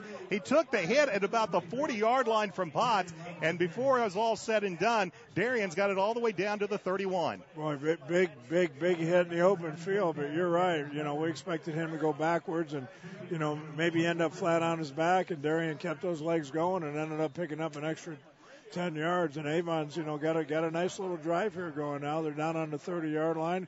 They're mixing things up, and, you know, right now they're getting into a little bit of a rhythm. So 1st and 10, Avon at the Tiger 31-yard line. Peters working out of the gun. He will just hand it off to Darian, but this time Darian is going to be brought down from behind on a nice little backside pursuit. Looks like coming away and making a tackle for the Tigers was Jake Winkle. Yeah, that's a zone read play, and Brandon went ahead and read it, even though that defensive end just came screaming down. And again, they don't really want to run Brandon, but don't be surprised to see him run that same play here and keep the ball and run it off the backside. If they're going to play it that way, that's what you're going to have to do. Credit Darien with a gain of 1, 2nd and 9, ball at the Tiger 30. 7:39 left to go first half. Brandon back to pass. Plenty of time. Great protection. Fires over the middle. He had Andrew Griffin. He also had Matt Moore. They looked like they were going to meet at about the 15, and the ball goes incomplete. That'll bring up 3rd and 9. Yeah, little zone route. They run Matt down the middle and try to stretch the secondary a little bit, and then run Andrew down underneath it. I think he got disrupted just a little bit. The throw was just a little bit high, but a nice route design. Ran one guy deep. You read opposite the safety, and Andrew looked like he was going to be open underneath the coverage. This is 3rd down and long for the Orioles. Ball at the Tiger 30. Brandon back to pass. Good protection. Fires over the middle. Man wide open at the 15. And right down there is a first down as Andrew Griffin. Again, it's started to become a deal where you see Brandon, his throw to Jordan Peterson, Harrison Weber, Matt Moore, Andrew Griffin. This time they kind of leave Griffin alone, and he picks up 15 easy yards and a first down for Avon. Avon is, many times in 3 and 4 wides, but by design of their offensive formations, they're able to move the receivers around. So, you're going to find Andrew on the weak side by himself like he is now. He's going to be in a slot. He's going to be on a trip side. So by route design, they can change the location that they start in. Little quick slant. There's Andrew, gets by one man, and he'll take it down to the 5. It'll be a pickup of almost 10, making 11 inside the 5 to the 4. First and goal for the Avon Orioles. Yeah, pretty soon. In fact, they probably should have done it already. The first thing you're going to hear Fisher's defense screaming is, "Where's 15?" They're going to have to identify where he is because, he and Brandon right now have got it going, and he seems to be, be able to find a way to get open no matter what defense they've got lined up for him. Under 7 minutes left to go second quarter. Avon trails 7-3, but knocking on the door first and goal. Man coverage out there now. But the give is to Brian Fitzgerald. He'll pile right over the right side, pick up a couple of yards. We haven't seen Bryant run a lot this year, but every time he gets the ball, and last week it was a 50-some-odd yard touchdown run, and Bryant hasn't gotten the ball often, but yeah, that touchdown average per yards that'll hurt carries. his average per carry, but he's a big time back. He's got a little bit bigger body than Corey, even though Corey is a very strong runner, and thought they'd get him in here and see if they could sneak it in the end zone. But Avon's still in good shape. They got 2nd and 3. Darian Love comes in at tailback, 4 wides, 2 to each side on this 2nd and goal from the 2. And Brandon Peters, watching the play clock wind down, he's going to take the first of Avon's 3 timeouts with 6:08 left to go in the first half. The Tigers lead the Orioles 7-3. Orioles knocking on the door. We'll be back after this. This is Oriole Football on Audio Sports Online. Changes Home Care is a proud sponsor of Avon High School football broadcast. Changes Home Care assists the elderly in staying independent in the comfort of their own home as long as possible. They assist individuals with bathing, dressing, transportation, medication reminders, light housekeeping, companionship, and much more. Their office is on Shiloh Professional Drive in Avon. Changes Home Care serves Hendricks and Marion County as well as all of the surrounding counties. Their services are available 24/7, 365 days a year. For a consultation appointment, call area code 317-271-3800. That's area code 317-271-3800. Changes Home Care in Avon. Orioles have it 2nd and goal at the Tigers 2, but the play clock was winding down, so Brandon Peters elects to wisely take a timeout as they dial up a play for this 2nd and 2, and the Orioles are quickly to the line of scrimmage. Yeah, that's that maturity level that I've talked about. He's a senior. He knows the importance of this drive. They had 2nd down. The last thing he wanted to do was hurry or end up losing 5 yards for delay a game. So Peters in the gun. He'll take it, fire, sway it over, and easy as can be done. Andrew Griffin, 2 yards on that slant route that you can count on at least 5 times a game. And when you are down 2 yards away from the goal line. I don't know how you just put a man in his back pocket and, if you have to, tackle him. Well, I think I just said they're trying to play him man-to-man on the last play, and, you just can't do it. If nothing else, they faced him up and played him tough, but they gave him a two-way go, and, maybe you line up and maybe give him the fade route, but you certainly don't give him the easy one to the inside, and, maybe he just makes it look easy. I don't know. Sam Perino's point after is good, and with 6:06 left to go, second quarter, the Orioles retake the lead 10-7. Back with a kickoff in a moment. This is Oriole football on ASO. McNamara Florist is Indy's hometown florist since 1954, with 8 convenient locations, including the new Avon store on Rockville Road. McNamara Florist is famous for our floral designs for all occasions that help our clients express their emotions through flowers. Visit McNamara Florist for outstanding personal service and to select from the renowned home decor merchandising, including stunning Christmas classics. McNamara Florist is located at 9655 East Highway 36 in Avon, and you can give them a call at 579-7900. Well, we can count on it at least once a game. Brandon Peters to Andrew Griffin. This from 2 yards out. Sam Perino's point after is good, and with 6:06 left to go in the first half, the 9th-ranked Orioles retake the lead over the 6th-ranked Tigers by the score of 10-7. Alongside the Indiana Football Hall of Famer Dave Shelbourne, I'm Brian Scott. Perino getting ready to kick this football away. Back deep, Jeremy Chin and R.J. Potts for the Tigers. Perino puts a left foot into it, high spinning kick. It'll be taken by Potts at the 4. He'll take it to the 10. To the 15, to the 20, looks for some room outside, takes the sideline. He'll finally be taken out of bounds, but a good return by R.J. Potts will have the Tigers at their own 29, 1st and 10, now trailing by 3 with 5:59 left to go first half. Yeah, I didn't count the number of plays, but, it was just exactly what I said in pregame. Fishers is going to be very content to make Avon put together 8, 10, 12 plays. Avon showed great maturity and great patience by doing just that. They put together a nice drive. They mixed things up. They were patient. They had some nice throws. They threw short. They ran the football. And Fishers, did what they do pretty well. They didn't give up any huge plays. They made Avon earn everything they got, and Avon was just meticulous enough to be able to put together that drive and put it in the end zone and, get back on top. And really, other than the bad snap, Avon's done pretty well here for the first quarter and a half. It also took out this big Fishers crowd that after that fumble recovery for a touchdown was roaring. The Orioles marched it down the field, got the touchdown, and a Tigers crowd that after that fumble recovery for a touchdown was hooting and a hollering. They are back to sitting on their hands, though they watch a nice pickup for a first down on the first play of the drive to about the 40-yard line. Well, Fishers wants to do the same thing here. The momentum has switched here a little bit. They did come out with a nice little quick screen here on the first down, and this is the best field position I think they've started in the entire game. And they've got 6 minutes left here to go in the half. They're going to drive the ball down and try to see if they can put another touchdown up here before the end of the half. Trips to the right for the Tigers as Eaton will work out of the gun on this 1st and 10 from their own 40-yard line. Eaton, though, play action pass, fires it over the middle. Pass is complete. Pass is completed to Will Cyrus, and it's a pickup of about, they'll call it 9. He needed to get to the 50 for a first down. They're going to spot the ball just shy of the 50, so they'll bring up 2nd and short. Yeah, they've seen something in their film study because that's 3, 4, 5 passes that they've thrown out to the left side. So they must feel that they've got a mismatch out there with the Avon defender.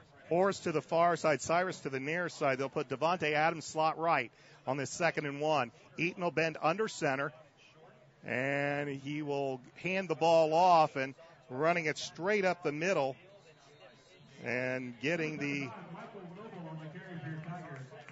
carry for the Tigers on the play was Michael Noble, a sophomore tailback, and he will have enough to give the Tigers a first down as he crosses into Oriole territory to the 49-yard line. Yeah, Fishers needs to run the football enough to, get their play-action game back because that's a real strength in this offense. And if they can't keep Avon honest, running that little inside-outside zone, then that play-action game goes as well. We'll see R.J. Potts into the game now on offense. He's a wide receiver to the far side of the field on this 1st and 10 at the Oriole 49-yard line. Eaton, play action, fires. He looks for Potts. He has him, but Potts is going to be knocked down right as soon as he catches the football. Covering over on the far side, Levi Hawk made the tackle. Potts got the football, but he was immediately tackled. But it's a pickup of 4 to the 45-yard line of Avon. Right, and I can guarantee you sometime, I mean, they're setting that up. I mean, they've thrown, 5 or 6 little hitches and quick outs and quick slants. And, you know, the DB on that side is trying to close the coverage down a little bit and come up and make the tackle. But I can guarantee you they're setting that up for a hitch and go, a slant and go, or just a fade route here before too long. 3 wide receivers to the near side, Potts to the far side. Eaton back to pass. Good possession. Throws it over the middle, wide open to the 30 and dropped right at the 30-yard line, but it's a big pickup. It's coming across as Cade Orris. He'll take it all the way down to the Oriole 30-yard line, and it'll be 1st and 10 for the Tigers. Well, compliments to the Fishers offensive line. Avon blitzed, you know, and when you blitz, your under coverage is going to be a little thin, and because they were able to pick up the blitz, there were no linebackers left to defend in that middle area, and they had a wide open receiver that we chased down, and it was a big game, but not a touchdown. So 1st and 10 at the Oriole 30-yard line. As Eaton this time will bend under center. He will hand off. This is Newsom looking for some room around the left side. He will find some room, and he'll pick up about 7 yards before Newman is brought down on a nice run. They hit that little outside run play a few times early in the game on the first drive. They've kind of gone away from it, but they pick up about 7 on that. They did, and they blocked. The tight end had a nice block. We had a player responsible for contain. He got hooked, and that allowed the running back to get outside that block and, you know, pick up a nice gain, especially on first down. So 2nd and 3 for the Tigers. Ball at the Oriole 24. 3:32 left to go first half. Avon with a 10-7 lead. Eaton back to pass, throws it left side. Pass is complete, eludes one man. As coming away with the catch is Cade Orris. He eluded one tackler, finally got pushed out of bounds, but not before Orris picks up a first down for the Tigers in the red zone at around the Avon 16-yard line. Well, I wish I'd been keeping track or had my little stat sheet up there, because I'm guessing that's 6 or 7 completions out there to the left side. So they found something they like. That's, you know, I mentioned earlier about finding that thing that you can go to. Well, I think that's their comfort play right now. They know when they need yards, they're going to throw something short to their left side. Orris is lined up on that left side as Eaton goes under center. Eaton back to pass, or hands it off, and nothing doing right there. Trevor Newman is swallowed up by the interior of the Orioles defense before he can get back to the line of scrimmage. It's a loss of 1 on the play. Well, Avon's defensive front does a tremendous job of getting into the backfield, and that also allows their linebackers to have all kinds of room to run to the football. And they've got a great, outstanding group of linebackers that can run, and they're physically tough, but the defensive front of Avon is just really, really playing well and playing hard tonight. Cade Orris will go to that left side. 2 wide receivers to the near side. Eaton this time will go back under center on 2nd and 11. Clock moving, 2:45 left to go in the half. Eaton passes, looks to his man that had leaked out. That was Orris on a drag route from that left side. He left it low. Orris couldn't pick it off the carpet, and that'll bring up 3rd and long. Well, Avon won a chess game that time. They went to man coverage, which, you know, leaves you man to man, which is a little bit tough sometimes. But in order to combat that, you're going to put as much pressure as you can. They forced the Fishers quarterback out of the pocket. He ended up having to make a throw on the run, and even though the receiver was kind of open, he was forced to make a little bit of an awkward throw, so it ended up incomplete. So 3rd and 11 from the Orioles 17-yard line. Eaton back to pass. He's going for the corner. He's looking for Potts. Caught it. He caught it. Penalty flag was in the end zone, but Potts went up. He was working over on that side, and he comes down with the football, and it's a touchdown that is about 17 yards from Eaton to R.J. Potts. There was a penalty flag for the pass interference. It will be declined, and the Tigers will go back out in front on the 17-yard touchdown pass from Eaton to Potts. Yeah, well, Avon got a taste of their own medicine. Fishers put together a nice little drive, 10, 12 play drive.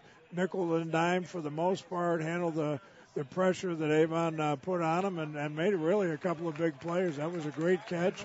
Really pretty good coverage. Physical coverage. I did throw a flag, but, I think in the film study, Coach Bomby's probably going to have a tough time really being critical of the coverage. It was just good, hard, aggressive man-to-man coverage, and the Fishers player just made a great catch. The Tigers put the touchdown on the board. They retake the lead with 2:38 left to go first half. They lead the Orioles 14-10. Back with a kickoff in a moment. This is Oriole Football on Audio Sports Online. We'd like to thank Citywide Paving for their support of Avon Football and our Avon Football broadcast this year. Avon has a rich wrestling tradition, and now Red Cobra Wrestling is proud to be a part of it. Opening last November, Red Cobra Wrestling offers training sessions run by nationally known coach Chad Red. Red Cobra Wrestling is located at 9233 East Highway 36 in Avon, across the street from Walmart and behind sidelines in the Red Brick Building. Red Cobra Wrestling offers sessions for all ages, including 3rd grade and under and 4th grade and up. Learn more about prices, class schedules, and information at RedCobraWrestlingAcademy.com. Zach Eaton hits R.J. Potts from 17 yards out on a high little fade into the corner.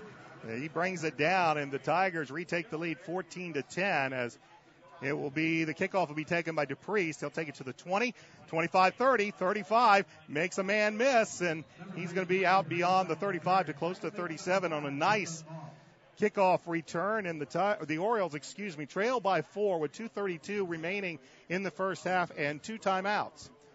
Plenty of time for Brandon Peters and the passing game. Sometimes, depending upon the skills you have, 2:30 to go, you might be fairly conservative, and you might think twice about putting the ball up. But I can guarantee you, Avon's going to have the ball up, and they're going for the end zone. They'll start this drive on their own 36-yard line. 1st and 10, 2:32 remains. Peters back to pass. All the time in the world, he's airing it up. Harrison Weber, and this time you can see the type of arm Brandon Peters had. He overthrew Harrison Weber by about 4 or 5 yards, and Harrison was running full speed and even had a step on the defender. Yeah, it was well defended, though. One of the things I noticed prior to the snap is, with 2 minutes to go and a half, Fishers is playing a little deeper than they normally would. That's called a switch route. You take your 2 outside receivers and just kind of crisscross them, and you hope the outside defender is going to suck up and come inside with the outside receiver. He didn't. They really played it pretty well. So 2nd and 10, ball at the 36. Here's the handoff and taken down behind the line of scrimmage. Once again, Jake Winkle in there on the tackle as he took Darian Love down hard and Love never made it back to the line of scrimmage. It's a loss of 1. Make it 3rd and 11. Fishers is playing inspired ball. They put together a nice little drive. They proved, the first touchdown we talked about kind of being a fluke. They scored on a bad snap. At that time, they put together a great drive. I think they got a little confidence back, and, they're hoping to do the same thing right now with their defense and maybe get the ball back and try to put another score up. 3rd and long. Peters fires over the middle, has his man across the 50-yard line. Pass is complete. Matt Moore, as he just ran the seam and then tried to stick it out toward the numbers. Peters on the run fired it, and it's a first down for Avon in Tigers territory at the 48. And that's one of the things Brandon, I think, does well. I talked about on the previous drive when Avon flushed the Fishers quarterback out of the pocket, he wasn't quite as accurate. Brandon got outside the pocket and just made a pinpoint throw. 1st and 10, Orioles. Clock moving, 1:36 left to go first half. 14-10, Tigers with the lead. Here's Andrew Griffin on the far side. He does a little hitch route, stops it right at about the 43-yard line. It's going to be a pickup of about 6 on the play. That'll bring up 2nd down and 4. Setup route. They're playing off. They're going to take the hitch. They're kind of hoping that he can make that first defender miss. And, whether it be on this drive or later on in the game, you're going to see a hitch and go of some kind or a slant and go of some kind to Andrew Griffin. 2nd and 5. Clock moving as we approach a minute left in the half. Brandon back to pass. Steps up. Penalty flags. He has Griffin. Griffin dragging across. He'll just run it out. It would be enough for a first down, but an easy holding call is going to move Avon backwards. there's that drive killer again. You know, they would have been first down inside the 35-yard line. If nothing else, you know, you can at least think field goal when you get down in there. Now we're under a minute. They're going to be taking it back. They're going to be on the other side of the 50-yard line. And, you know, now you have to think about your play calling here a little bit, because even though you want to play, you don't want to be foolish. You don't want to, you know, give up a big play. So now instead of having 30 to 35 yards to take it in, not only did we lose the gain, but, you know, with the penalty, basically that was about a 25-yard penalty. The ball's going to be spotted all the way back to the Oriole 41-yard line, 2nd and 21. Clock shows 57 seconds remaining in this first half. Avon still with 2 timeouts. Brandon back to pass out of the gun. Flushes up. Now he'll just take it up. Makes one man miss, and he's going to be drugged down at about the 48-yard line, and I would expect Coach Bless maybe to use one of his timeouts here, or he may just let it wind down. Fishers has done a great job with their defensive ends. They're getting great pressure up the field. Sometimes you'll see them take that angle and try to angle in to get pressure, but they're just taking their 2 defensive ends upfield as hard as they can, and then trying to get some inside pressure with their tackles. And even when they don't get sacks, they put good pressure on Brandon. There's 5 seconds difference between the play clock and the game clock. Brandon back to pass, and he's going to be brought down. Jake Winkle is there. That's one of the few times where the pressure got to Brandon, but good coverage downfield. Clock is still moving, and Fishers is going to let it run down, and that's going to be the end of the first half, as the sack will drop Brandon Peters, and the teams are going to go to the locker room as the Tigers are going to go off to a big cheer from this homecoming crowd. They lead the Orioles by the score of 14-10. We'll be back with a look around at what's been happening in the Hoosier Crossroads Conference, what's happening in Hendricks County, and then Coach and I a little later will talk about what we've seen in the first half. This is Avon Oriole football on Audio Sports Online. Changes Home Care is a proud sponsor of Avon High School football broadcast. Changes Home Care assists the elderly in staying independent in the comfort of their own home as long as possible. They assist individuals with bathing, dressing, transportation, medication reminders, light housekeeping, companionship, and much more. Their office is on Shiloh Professional Drive in Avon. Changes Home Care serves Hendricks and Marion County, as well as all of the surrounding counties. Their services are available 24/7, 365 days a year. For a consultation appointment, call area code 317-271-3800. That's area code 317-271-3800. Changes Home Care in Avon. McNamara Florist is Indy's hometown florist since 1954, with 8 convenient locations, including the new Avon store on Rockville Road. McNamara Florist is famous for our floral designs for all occasions that help our clients express their emotions through flowers. Visit McNamara Florist for outstanding personal service and to select from the renowned home decor merchandising, including stunning Christmas classics. McNamara Florist is located at 9655 East Highway 36 in Avon, and you can give them a call at 579-7900.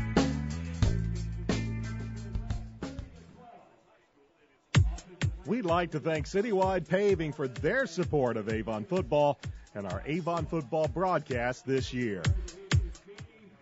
Avon Dental Center is a proud sponsor of Avon High School sports broadcast. Dr. Timothy Greer and Dr. Christopher LaFave have served Hendricks County families for over 20 years. Located in Avon's Beechwood Center area just east of Ivy Tech, they're open Monday through Friday, although early morning hours are available. Avon Dental Center offers high-tech dentistry that includes dental implants, orthodontics, and one-appointment crowns. At Avon Dental Center, their priority is to deliver quality care to informed patients in a comfortable and convenient setting. You can get more information at avondentalcenter.com or call for an appointment at 272-8100. Avon Dental Center. Avon has a rich wrestling tradition, and now Red Cobra Wrestling is proud to be a part of it. Opening last November, Red Cobra Wrestling offers training sessions run by nationally known coach Chad Redd.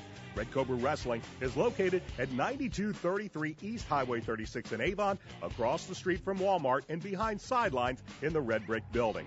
Red Cobra Wrestling offers sessions for all ages, including 3rd grade and under and 4th grade and up. Learn more about prices, class schedules, and information at RedCobraWrestlingAcademy.com.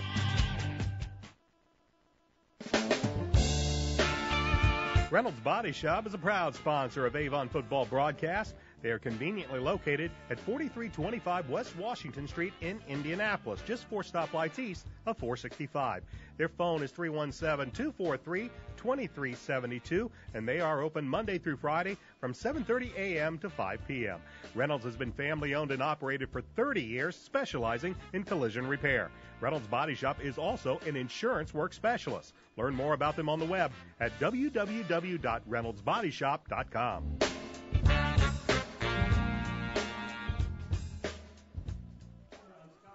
Halftime at Fishers High School, in the 6th-ranked Fishers Tigers lead the 9th-ranked Avon Orioles by the score of 14-10. I'm Brian Scott. Thanks for tuning in to the Oriole Halftime Report. Going to be a little bit of an extended halftime here at Fishers. It is homecoming tonight, so they have quite a few homecoming festivities here at Fishers, where a lot of red-clad Fishers fans are in the stands tonight on a beautiful night for football. First fall night of the year, as autumn came this past Wednesday, and it's a beautiful night for high school football under a bright moon. But right now the Orioles find themselves trailing 14-10. Let's tell you what's happening in the Hoosier Crossroads Conference, and we'll do that by telling you, well, what happened last week in the conference. Of course, Avon last week, they were the team that had the non-conference game of the week, as the Orioles blew out Whiteland 34-0. It was Fishers beating Brownsburg 37-23. Hamilton Southeastern played Westfield at Lucas Oil Stadium in a game that a lot of people were really taking a look at to see either A, how good Hamilton Southeastern is or how good Westfield is. It was all Hamilton Southeastern. They blew out the Shamrocks 34-18. And in a close ball game last week, Noblesville edged out a win over Zionsville 23-21. So let's take a look at what's happening in the Hoosier Crossroads Conference standings. Hamilton Southeastern is at the top of the conference standings with a 3-0 conference record, 4-1 overall. They had a season-opening loss to Carmel. Since then, they have won 4 straight contests, including a very exciting game here at Fishers. Fishers is right behind Hamilton Southeastern in the conference standings. They, along with Westfield, now 2-1 in conference play. All 3 teams are 4-1 overall. Avon is 1-1 in conference play.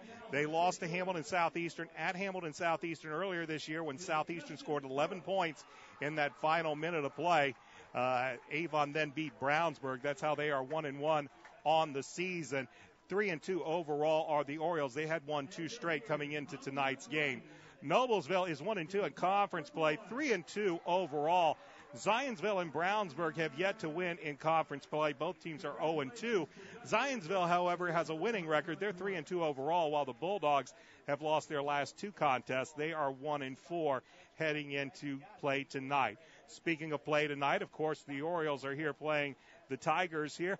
Brownsburg is on the road. They are at Westfield tonight. Hamilton Southeastern is at Zionsville. Noblesville, they have the non-con game of the night. They are hosting Indianapolis Chittard. Next week be a big game, especially for these Fishers Tigers. They will be playing Cathedral, but they'll be playing at Victory Field. Victory Field hosting a couple of ball games this year, football games. They're going to host the Fishers game tomorrow against Cathedral. At the end of the season, Hamilton Southeastern in Brownsburg are going to play at Victory Field. Noblesville is at Hamilton Southeastern tonight, or next week, I should say. The Orioles, they will be back at home. They'll be taking on the Westfield Shamrocks, while the Brownsburg Bulldogs are home to take on the Zionsville Eagles. So that's a look at what's happening in the Hoosier Crossroads Conference tonight. For those of you wanting to keep up to date with what's happening in Hendricks County, I mentioned the Bulldogs are on the road to take on the 6th-ranked Westfield Shamrocks. The Plainfield Quakers, they fell to 17th last week as they lost to Greenwood 42-23. That snapped a 3-game winning streak for the Quakers. They're now 3-2 on the year, and their schedule doesn't get any easier. They're on the road tonight to take on the 7th-ranked Decatur Central Hawks, who are 4-1, coming off of a big win against Mooresville. Danville is still looking for their very first win of the season. They're 0-5. They're hosting the Mounties of Southmont, who are 1-4. History happens to be on the Warriors' side tonight. In the past 20 matchups, Danville is 17-3, including a 50-6 win last year against Southmont. So Danville hoping to get off the schneid this week.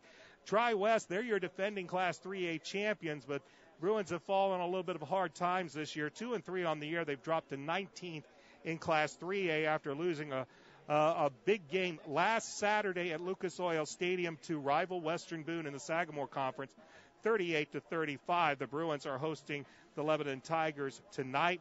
And the Cascade Cadets, who started 0-2, they had themselves a nice little 3-game winning streak.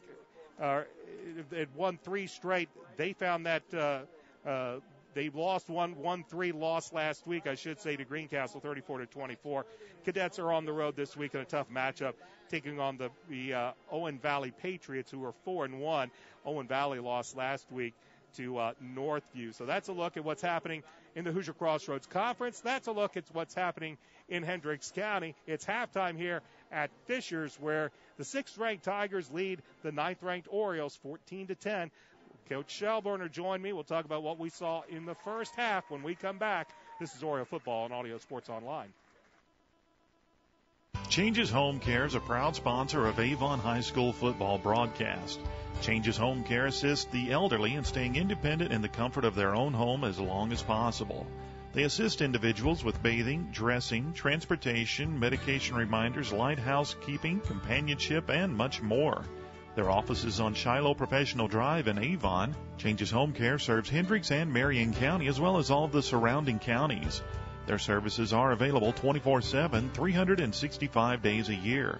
For a consultation appointment, call area code 317-271-3800. That's area code 317-271-3800. Changes Home Care in Avon. McNamara Florist is Indy's hometown florist since 1954, with 8 convenient locations, including the new Avon store on Rockville Road. McNamara Florist is famous for our floral designs for all occasions that help our clients express their emotions through flowers. Visit McNamara Florist for outstanding personal service and to select from the renowned home decor merchandising, including stunning Christmas classics. McNamara Florist is located at 9655 East Highway 36 in Avon, and you can give them a call at 579-7900.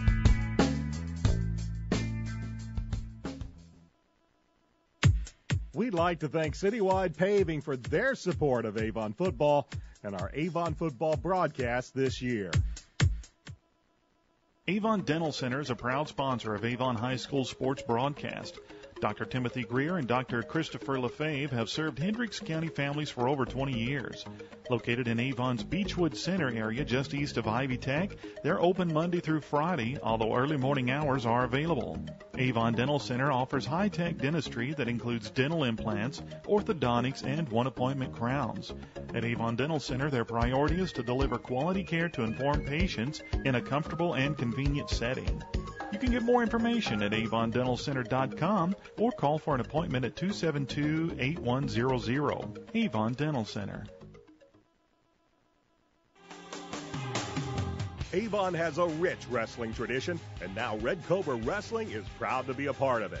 Opening last November, Red Cobra Wrestling offers training sessions run by nationally known coach Chad Redd.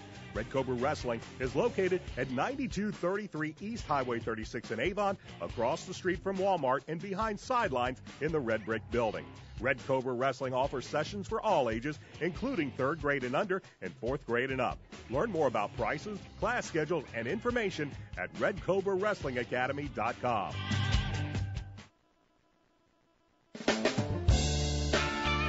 Reynolds Body Shop is a proud sponsor of Avon football broadcast. They are conveniently located at 4325 West Washington Street in Indianapolis, just 4 stoplights east of 465.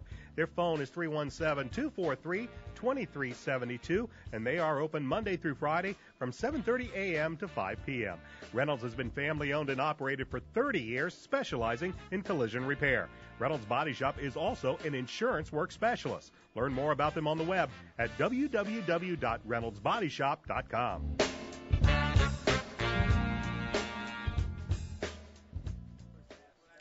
Welcome back to Fishers High School halftime, and the 6th-ranked Fishers Tigers lead the 9th-ranked Avon Orioles by the score of 14-10. This is Oriole halftime on Audio Sports Online. I'm Brian Scott, shortly to be joined by the Indiana Football Hall of Famer Dave Shelbourne. Avon got on the board first in this game about midway through the first quarter, as Sam Perino finally got a chance to kick one that counted. He stuck it through the uprights, and the Orioles had an early 3-0 lead on the strength of a 35-yard field goal. However, that lead did not last long. The Tigers were forced to punt the ball, and the Orioles were trying to punt the ball. A bad snap. Sam Perino couldn't corral it. It was very high, and really nothing Sam could do. He tried to corral it going backwards. Eventually, R.J. Potts recovered the ball for the Fishers Tigers and rumbled it in from 24 yards out. And the Tigers had their first lead of the game on the strength of a special teams play. They led 7-3. But Avon very impressively came back on the very next drive and just simply marched it straight down the field, taking off a lot of time off the clock. Finally, Brandon Peters found Andrew Griffin from 2 yards out. The Perino point after was good, and Avon had a 10-7 lead. But Fishers came right back. They eventually scored on a 17-yard pass from Zach Eaton to R.J. Potts in the corner of the end zone. The point after was good, and that's where we stand at the half with Fishers out in front, 14-10. The Oriole defense, at times, it's looked very good, Coach, but that last drive was one of the best ones that the Tigers have put together all game long. They marched it down, and as you said, evidently they caught something that they exploited on that last drive down that left side. Well, they've done it all game. I mean, anytime they needed a yard, they knew they could go to their left side, and you know they found something in the defensive scheme that they felt they could attack. But you know, at the same time, Avon's defense has played very well the entire time.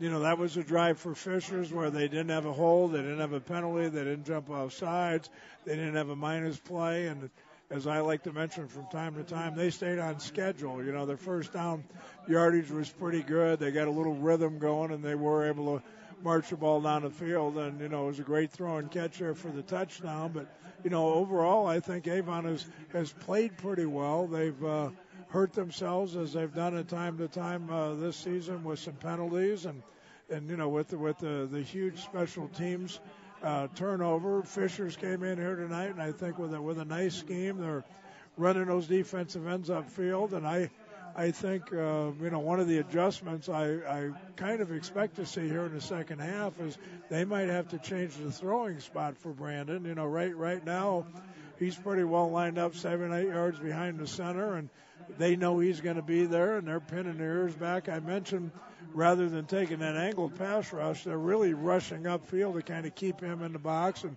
try to pressure him inside. So I wouldn't be surprised to see them maybe sprint him out a little bit, even a little play action. They've got to get him out of that spot if they're going to have that much trouble blocking the defensive ends. A little shovel pass they ran early, I think was a good change-up call. That's a good call against defensive ends and rush upfield the way they are. And, you know, they need to get the running game going a little bit. Both defensive fronts have done a nice job, I think, kind of containing the run. There's been, you know, a few good runs. We haven't had any breakaway runs. We've probably, if we were charting it, you're going to see a lot of 1 and 2 and 3 yard runs, and, you know, a long gainer tonight might be 8 yards for either team. So I think most of the defenses overall have done a nice job. This is going to come down to, you know, which team can put together the drive, a couple of plays. Neither team is giving up a big play, and, you know, both the schemes tonight seem to be, we'll let you complete passes underneath. You know, we'll let you pick up a a good run here from time to time. We'll let you march down the field and put together 3, 4, 5 first downs. But unlike a lot of the games we've seen for Avon this year, there really haven't been any big plays. We haven't had that long pass to Andrew Griffin. We had a couple of plays defensively, unfortunately, when we played Ben Davis a couple of weeks ago, where they had the 50, 60-yarders. We haven't given up any of those plays. And, excuse me, I think both defensive coordinators came in with a scheme tonight that, we're going to bend a little bit. Avon's still pressuring with their linebackers from time to time, but their secondary seems to be playing back a little bit deeper than they have most of the year. And Fisher's, that's their usual scheme, and, that's what we've seen from them most of the night. And they've really done a pretty good job containing Brandon Peters. You play against his own defense like we're playing against with Fisher's, your completion percentage might be a little higher. I mean, I haven't looked at stats, but Brandon might still be up 60, 70%. But, the average per catch, the average per gain isn't what we normally have seen out of Avon, and they've done a nice job taking away that home run pass. If you probably asked the Avon coaching staff before this game, right now it's the special teams play that's the difference in this game. Well, and the first drive, I mentioned it at that 5-yard penalty at the time. Well, and instead of coming away, they had the ball on the 30-yard line, and you want to come away with a touchdown, and yes, you'll always take 3, and it's nice to get on the board first. But if we'd have had the touchdown, then it would be a tie game right now. So you always go back at the end of the game and look at those 3 or 4 plays that would have, could have, should have, and made the difference in the game. Right now we see that in the half. Hopefully, for Avon's sake, we won't see that at the end of the game. But from a scheme standpoint, the Oriole defensive coaches have to be pleased against this Fishers team. If you can contain the run, make them throw the ball, something that they can do. They haven't shown a propensity to do it. And right now it's their senior quarterback. He's making some plays out there. Oh, absolutely. I mean, overall they gave up one drive. They nickeled and dime a little bit and a few first downs. But I know one of the things that, Fishers wants to do here tonight, too, is burn the clock. And Brandon Peters can't be throwing that 60-yard touchdown pass to Andrew Griffin if he's sitting on the sidelines. And I've really been impressed. They've put some pressure on Brandon, even though they haven't had a whole lot of sacks. They're not letting us get deep, and we've tried to go deep a couple of times. And I think he's going to have to find that, that check down route. We tried to go deep down here to Harrison, and they had it covered very, very well. And I think sometimes, as I've mentioned previously, you chuck the ball downfield just to try to loosen them up. But Fisher's scheme is they're not going to get beat deep. They haven't pressured. They're not playing a lot of man coverage. They're very content to give up a first down or, a 10-yard completion. We've had guys across the middle open a couple of times, but because the pass rush has moved Brandon around a little bit, we haven't always, hit that kind of route. But, I really think that we've either got to figure out a way to block a little bit better. We haven't given up a lot of sacks, but they have put a lot of pressure on Brandon.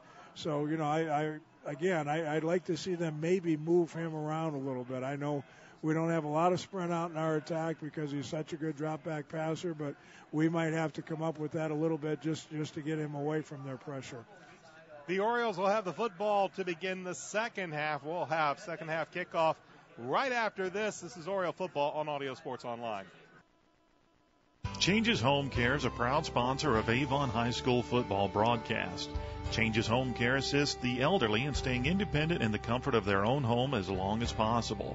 They assist individuals with bathing, dressing, transportation, medication reminders, light housekeeping, companionship, and much more. Their office is on Shiloh Professional Drive in Avon. Changes Home Care serves Hendricks and Marion County as well as all of the surrounding counties. Their services are available 24/7, 365 days a year. For a consultation appointment, call area code 317-271-3800. That's area code 317-271-3800. Changes Home Care in Avon. McNamara Florist is Indy's hometown florist since 1954, with 8 convenient locations, including the new Avon store on Rockville Road. McNamara Florist is famous for our floral designs for all occasions that help our clients express their emotions through flowers. Visit McNamara Florist for outstanding personal service and to select from the renowned home decor merchandising, including stunning Christmas classics. McNamara Florist is located at 9655 East Highway 36 in Avon, and you can give them a call at 579-7900.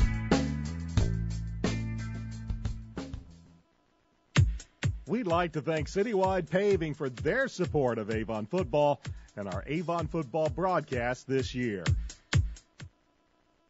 Avon Dental Center is a proud sponsor of Avon High School sports broadcast. Dr. Timothy Greer and Dr. Christopher LaFave have served Hendricks County families for over 20 years.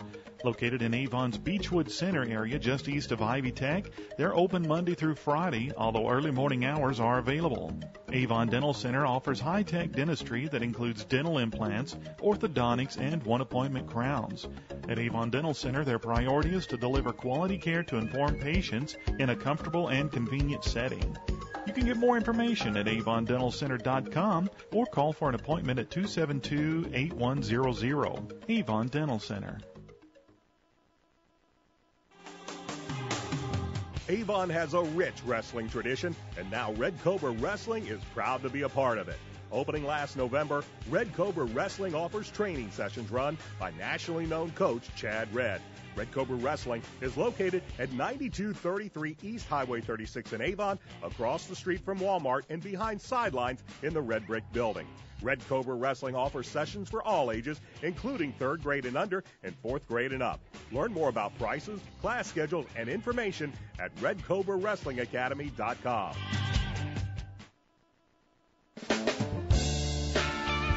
Reynolds Body Shop is a proud sponsor of Avon football broadcast. They are conveniently located at 4325 West Washington Street in Indianapolis, just 4 stoplights east of 465. Their phone is 317-243-2372, and they are open Monday through Friday from 7:30 a.m. to 5 p.m.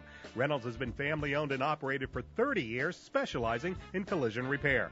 Reynolds Body Shop is also an insurance work specialist. Learn more about them on the web at www.reynoldsbodyshop.com.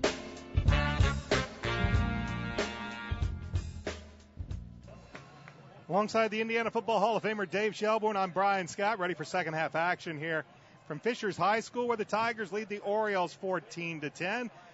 Orioles will have the kickoff to begin the second half, and DePriest will take it to the 15, Brian Fitzgerald, and he's down the sideline.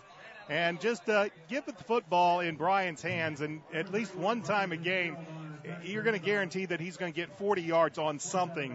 It's either going to be a kickoff return, a punt return, or a run from the offensive set.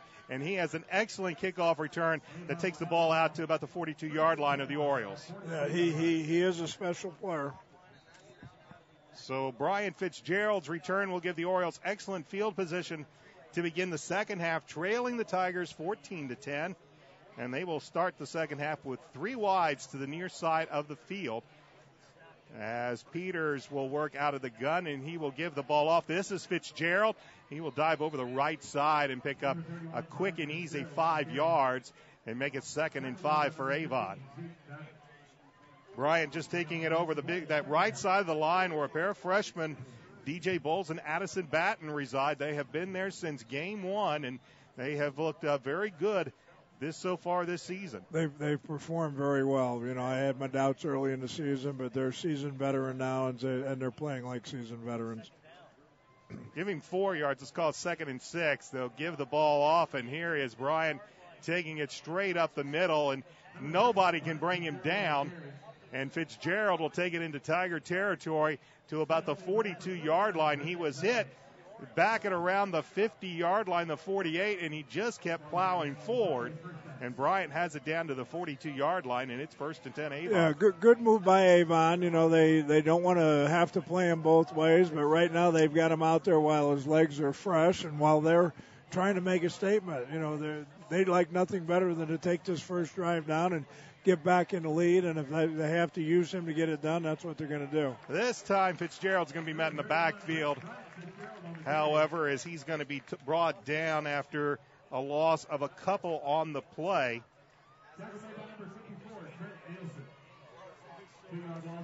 Trent Nielsen, the Mike linebacker, the middle linebacker, brought him down after a 2-yard loss. They call it 2nd and 12. They will send Weber and Peterson to the far side, Griffin and Moore to the near side. Fitzgerald will stay as the tailback to the left on this 2nd and 12 for Avon. Peters back to pass, tipped at the line of scrimmage, is getting a hand up there. I believe was Alex Butterfield, the 6'1", 206-pound senior defensive tackle. It's going to bring up 3rd and long. Yeah, it is. You know, they're off schedule again, and you hear me talk about that all the time. First down needs to be a minimum 4 yards. You want to be, 3rd down, you want to be somewhere less than 3, and now Avon's here at 3rd and 12, and, this just kind of plays into Fisher's hands. So, again, 4 wideouts with Griffin and Moore stacked. As a matter of fact, they'll stack them left and right on this 3rd and long. Peters on a draw. He'll go to the right side, look for some room, try to cut it up the field, but well defended by Fishers. Brandon might pick up 5, but going to be well short of the 1st down as they'll spot him out at about the 39-yard line. He'll be shy by about 7 yards. It'll be 4th. Well, they'll spot him just over the 40-yard line, so 4th down about 8 for Avon. A good call to keep him honest. It's going to be tough for him to pick up to 12. I'm sure Fishers was very happy with the call, and, they'll be happy to get the ball. But right now, the smart move here by Coach Bless is they're going to play a little field position. They're going to see if they can punt him down in there and hope to either get a turnover or better field position for the next drive. Perino, good snap, a little pooch kick. Jerry Machin waits at his 10. It'll take a sideways bounce, and it'll be a good punt by Sam Perino that'll pin the Tigers back at around their own 11-yard line, and that's where the Tigers will begin their first drive of the second half. 1st and 10, up by 4 with 10:05 left to go, 3rd quarter. The Tigers lead the Orioles 14-10, and Zach Eaton in the offense will come back out for head coach Rick Wimmer's Fishers Tigers. Well, this has the appearance of going down to the wire. Unless either one of these teams gets really hot or comes up with some big plays, it's going to be a chess game. Both teams are playing very well, good solid defense, making the offenses work for everything they get. 1st and 10 as Eaton will work out of the gun with trips to the right side, a single wide receiver to the far side, and it's a bad snap, and Eaton is fortunate to fall on it because ended up falling on Zach Eaton was C.J. Hunt. And it's going to be a loss of about 5, maybe 6 yards to about 7 yards. They're going to spot the ball at the 4-yard line. Well, that's exactly what you're hoping for and kind of counting on, with your defense. Again, they're off schedule. That's a 1st down play. They're in bad field position as it is. Now they're 2nd and 17 from inside the 10-yard line. So unless we see something huge, Avon's going to end up getting the ball with good field position, and that's why they punted when they did. Eaton back to pass, flings it to that left side once again. Pass is complete. He's looking over the left side to Cade Orris, that 6'3", 178-pound senior. And as Coach surmised at the end of the first half, they have seen something on that left side. They are constantly going back to that side, and they get another gain, this time only for about 5 yards. It'll bring up 3rd and long. Well, and it's going to sound kind of counterproductive, but, Avon's very content to give up. It's a 5-6 yard gain as long as they keep it underneath, as long as they don't get beat deep. You don't want to see it, and give up a 1st down, but you'll give up a short pass all night long. Eaton back to pass once again. Pressure comes. He's hit, and he's looking for Orris on that far side, but pressure came. Pressure came in the form of A.J. Elcock once again, and this time the Tigers are going to go 3 and out and be forced to punt. It's been a good night for defensive ends. Avon has their guy in A.J. Elcott, and, Fishers, both their defensive ends have really done a nice job pressuring Brandon Peters. So the defensive ends for both teams have done their job tonight. This time we're going to see Taylor Soper with his feet just almost at the back line. A slow snap and a great kick by Soper to get it away. Fair catch called by Matt Moore, but the Orioles are going to have excellent field position as Moore will take it at the 40-yard line of Fishers, and the Orioles will have it 1st and 10 with 9:11 left to go in this 3rd quarter, trailing 14-10. And they've got that sure-handed guy back there. Matt Moore very, very confidently caught that ball, and here is Avon starting, and they've got 40 yards to get it into the end zone. So 2 wideouts left and right with Peters working out of the gun. Corey DePriest, I believe, is the tailback. Peters back to pass. All day long, fires over the middle and kind of threw it to the other side. He was looking, I believe, for Drew Panky Wallace was the intended receiver. Wallace went inside. The pass was outside. And Wallace fell down, and it'll be 2nd and 10. Well, that's that switch route I talked about earlier. You've got the 2 wide receivers out there, and instead of just running them both vertically down the field, what they do is just crisscross, and if they're in man coverage, you get kind of a little natural pick. If they're in zone coverage, then you hope to find that open seam in between the linebackers. 2nd and 10. Here's the handoff, and taking the ball up or down the field to about the 35, 36-yard line is Darian Love. And that'll bring up 3rd down and about 5. We saw Brian Fitzgerald on the first few carries of the opening drive. Now Darian Love into the ball game for Avon. And you saw some personnel changes come in with Fishers. They brought in a couple extra DBs. They're obviously expecting Avon to come out here and throw the ball, but they could be in 4-down territory, so they might surprise them and run the football here. Ball's at the Tiger 35-yard line on this 3rd down and 5. Play action pass, fires, and looking for Andrew Griffin on that far side, and it's incomplete, and no sign of the offense coming off the field, and as Coach surmised, they may be going for it here on 4th and 5 with 8:28 left to go, 3rd quarter, trailing by 4. It will be 4th and 5, and the offense will stay on the field as the Orioles have the ball at the Tiger 35-yard line. Yeah, I'm sure they wish they'd had a 4th and 1 or 4th and 2 rather than a 4th and 5, but 5 yards still in this kind of field position still gives you a lot of options. Drew Panky Wallace stays in the game. He's the lone wide out to the far side. Peters on 4th and 5 takes the snap, fires, has a man wide open, and getting the first down once again is Matt Moore, as Moore picked up about 8 on the play, and it's a first down for Avon as the ball will be spotted at the Tiger 26. That's just a really tough matchup. Matt's an inside receiver, which means you're going to have a strong safety type at best, and a lot of times a linebacker, he's not a good matchup for those kind of players, and he runs that little 5-yard out extremely well, and he's a big target. 1st and 10 Avon, 8:21 left to go in the quarter. The give is straight up the middle, and Darian Love, I believe, will pick up about 2 inside the 25 to the 24-yard line. Both fronts are doing a great job containing the running game. This is a first down play. It's 2 yards. The defense won. If the offense doesn't get a minimum of 4 yards on first down, then the defense is ahead. Avon is off schedule here a little bit. Not too bad because you're in 4-down territory, but a 2-yard gain on first down is good for the defense. On this 2nd and 8, Peters back to pass, flings it left side, pass high over. Going up for it was Matt Moore. It was a little high. Defender was coming over the top, and it'll fall incomplete. That'll bring up 3rd and 8. Yeah, they read that pretty well. It was just an outside. Andrew ran the streak, and normally in his own defense they're going to stay back, but boy, they read Brandon Peters' eyes pretty well there, and both DBs made a break on the ball, and it was just an incomplete pass. But again, here we are, 3rd and 8. That's not where Avon wants to be, but that's certainly where Fishers wants them to be. Ball is at the Tiger 24-yard line. 7:43. Man coverage here too. 4 wideouts. Brandon back to pass, flings it right side. Pass is complete.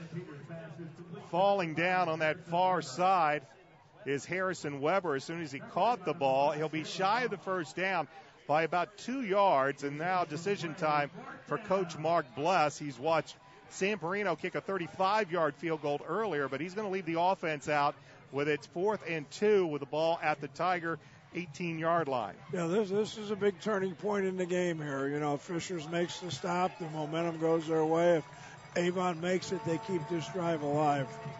Fisher shows blitz. They load up the front. They hand the ball off, and they are not going to get it as they are going to be stopped shy. Darian Love tried to find some room on that left side. Fisher's put everybody in the box. Fisher's guessed right. They brought the house. They guessed that they would run that inside zone, and they have their scouting reports as well, and they anticipated that would be the play that Avon was running, and they ended up running right into the blitz.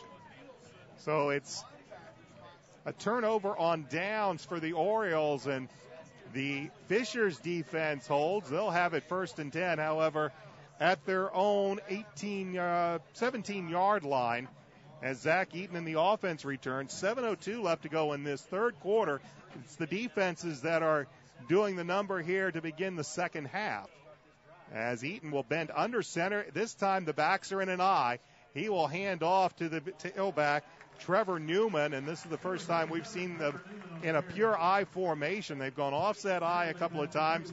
This time just pure I back. Give it to Newman. Let him plow ahead for about 5. And not only were they in the old traditional I, but they ran the old traditional power off tackle play. Double team kick out, pull the guard around, and it was, again, there's that first down play. It's 5 yards on first down. Right now, Fishers is ahead of schedule. And they will stay in that same formation, same look. Fullback is Davis. Newman is the tailback. It is Newman. He plows straight ahead, and he has a gain of about 7 yards up to the 29-yard line, and it's a first down for the Tigers. That's a good start. 2 plays and a first down, but I'm sure right now Coach Bomby's upstairs looking down there, and he's still thinking they're still 71 yards away. So as long as we don't give up a big play, they'll be very content to let them run the football here for 4 and 5 yards and hope for a big play, turnover, penalty, missed assignment, something along the way. This time Newman's a single back, but Eaton will stay under center. Play action, he'll roll to the right side. Newman looking downfield, penalty flag. He will throw it down. The pass is complete to Orris, but this one's probably coming back due to a holding. And they're going to call holding on Avon.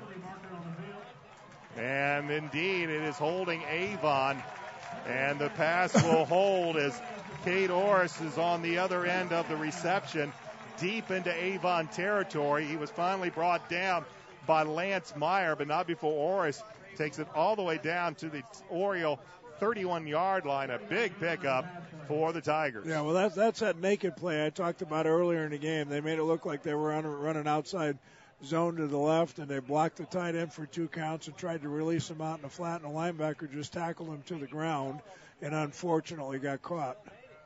Now they'll go back to the I once again. Double tight end set. Orris will load wide out to the near side.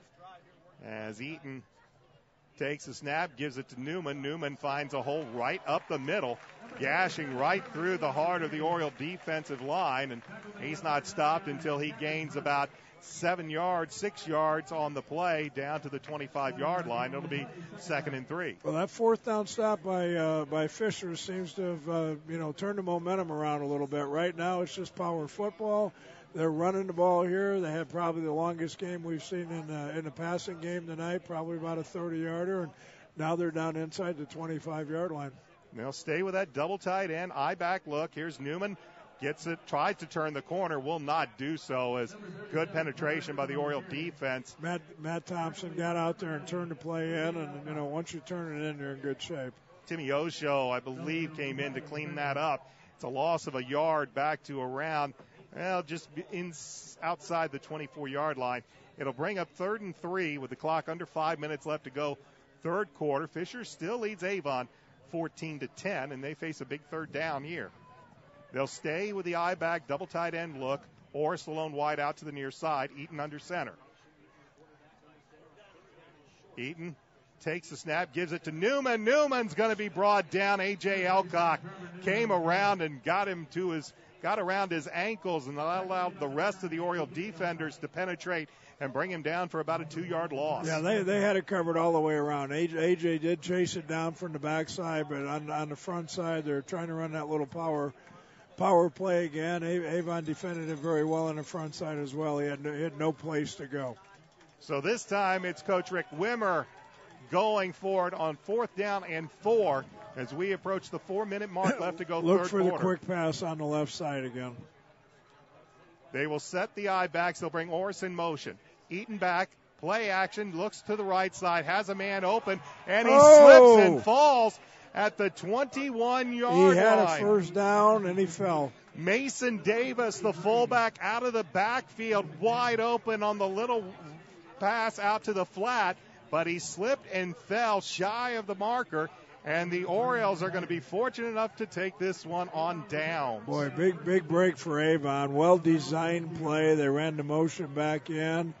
They, blocked, delayed kind of getting the fullback out in the flat. He did come wide open. He could have really just walked for the first down, and, the grass made the tackle. It's a very fortunate play for Avon. So the Orioles will see if they can capitalize on basically the gift, and they'll have it 1st and 10 at their own 22. Play action pass. Here's Brandon. He's looking for Harrison Weber, bumping down the near sideline. Jeremy Chin was in coverage for the Tigers. No penalty flag, and it's going to be 2nd and 10. It's a great call. First down play action. After a big stop, you hope the defense has got their head down a little bit or maybe feeling sorry for themselves. But Fishers has just done a tremendous job tonight of not giving up that big play. And Avon's really kind of hung their head on, the big passing plays the entire year. And they've done an outstanding job. Brandon back to pass on 2nd and 10. He'll set up the screen. Here's Darian Love. He's got some big guys in front of him. And Darian will finally be stopped, but not before he's going to be very close to the first down marker at around the 32-yard line. Yeah, with the pass rush they've had, the little shovel pass, the quarterback draw that they opened the game with, the little slip screen here to Darian, these are all things, and I mentioned earlier possibly changing the throwing spot. These are some things you have to do to slow down their pass rush. They'll say Darian was a yard shy. This is 3rd and 1 from the Oriole 31-yard line. Clock moves, 3:10 left to go, third quarter. Orioles trail 14-10. Brandon will just keep it himself, and the big 6'5", 210-pound senior will just get right behind Ryan Dickinson and plow ahead for the first down. Dickinson at 6'3", 300-pound center, and Brandon 6'5", 210. They gain a couple on that play. They'll actually take it up to the 34-yard line, and it'll be 1st and 10 for Avon. Yeah, good push by the Avon front that time, and they got that first down. They kept the drive alive, and now they can be a little bit more creative with their play calling. Under 3 minutes left to go in this third quarter. It was a fast-moving first half. It's been a fast-moving third quarter, and we are under 3 minutes left to go with Avon with the football trailing by 4. Stacked wides left and right. Brandon back to pass.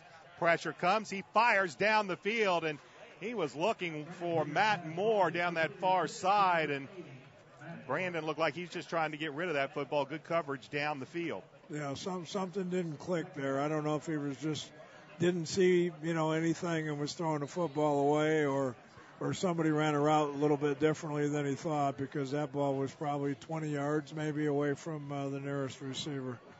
So it'll bring up 2nd and 10 for the Orioles. Griffin to the far side. It is Jordan Peterson, Matt Moore, and Harrison Weber who's playing the near side to the line. Peters back to pass, fires down the field. He has Andrew Griffin, and Griffin will have the first down at the 45-yard line. A good play call, played cover 2 that time. They were up tight coverage on Andrew. They were not going to allow an outside release and let him go deep. So the play was designed for him to take the inside release. He went down about 10 yards and brought it back to the middle, avoided the linebackers, found that little seam in the zone, and Brandon was able to put the ball on the money. Orioles move the chains, 1st and 10 from their own 45-yard line. Clock moves, 2:15 left to go, third quarter. Back in the tailback.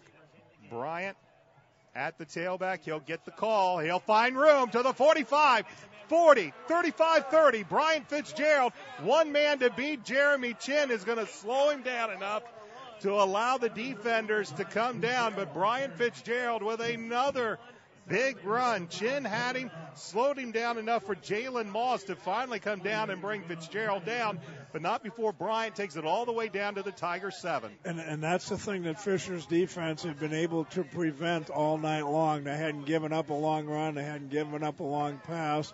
That a run like that, he's a special athlete, but that's a backbreaker. And they've got their back to the wall here a little bit. Avon's got first down on the 7-yard line, and a little bit of momentum here, and this is a drive again at the end of the third quarter that could be the game breaker. No rest for Fitzgerald. He'll stay in at tailback, and he'll get the call again. He finds some room on the right side, stiff arms a man, and he will get it into the end zone for the touchdown.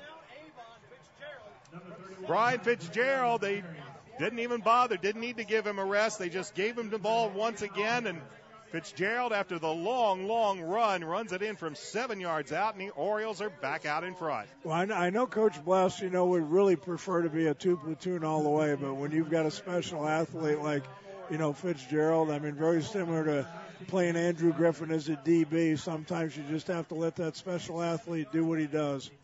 Samperino's point after is up. It's good. 1:34 left to go third quarter. We have had one whale of a football game so far. And the 9th-ranked Orioles lead the 6th-ranked Tigers 17-14. Back with a kickoff in a moment. This is Oriole football on ASO. Changes Home Care is a proud sponsor of Avon High School football broadcast. Changes Home Care assists the elderly in staying independent in the comfort of their own home as long as possible. They assist individuals with bathing, dressing, transportation, medication reminders, light housekeeping, companionship, and much more. Their office is on Shiloh Professional Drive in Avon. Changes Home Care serves Hendricks and Marion County as well as all of the surrounding counties. Their services are available 24/7, 365 days a year. For a consultation appointment, call area code 317-271-3800. That's area code 317-271-3800. Changes Home Care in Avon. Brian Fitzgerald knocks off a 53-yard run and then follows it up with a 7-yard run to pay dirt, and the Avon Orioles back out in front over Fishers 17-14 as Samperino is ready to kick this football away. And he'll put a left foot in it, a high spinning kick that's going to be fielded at the 5.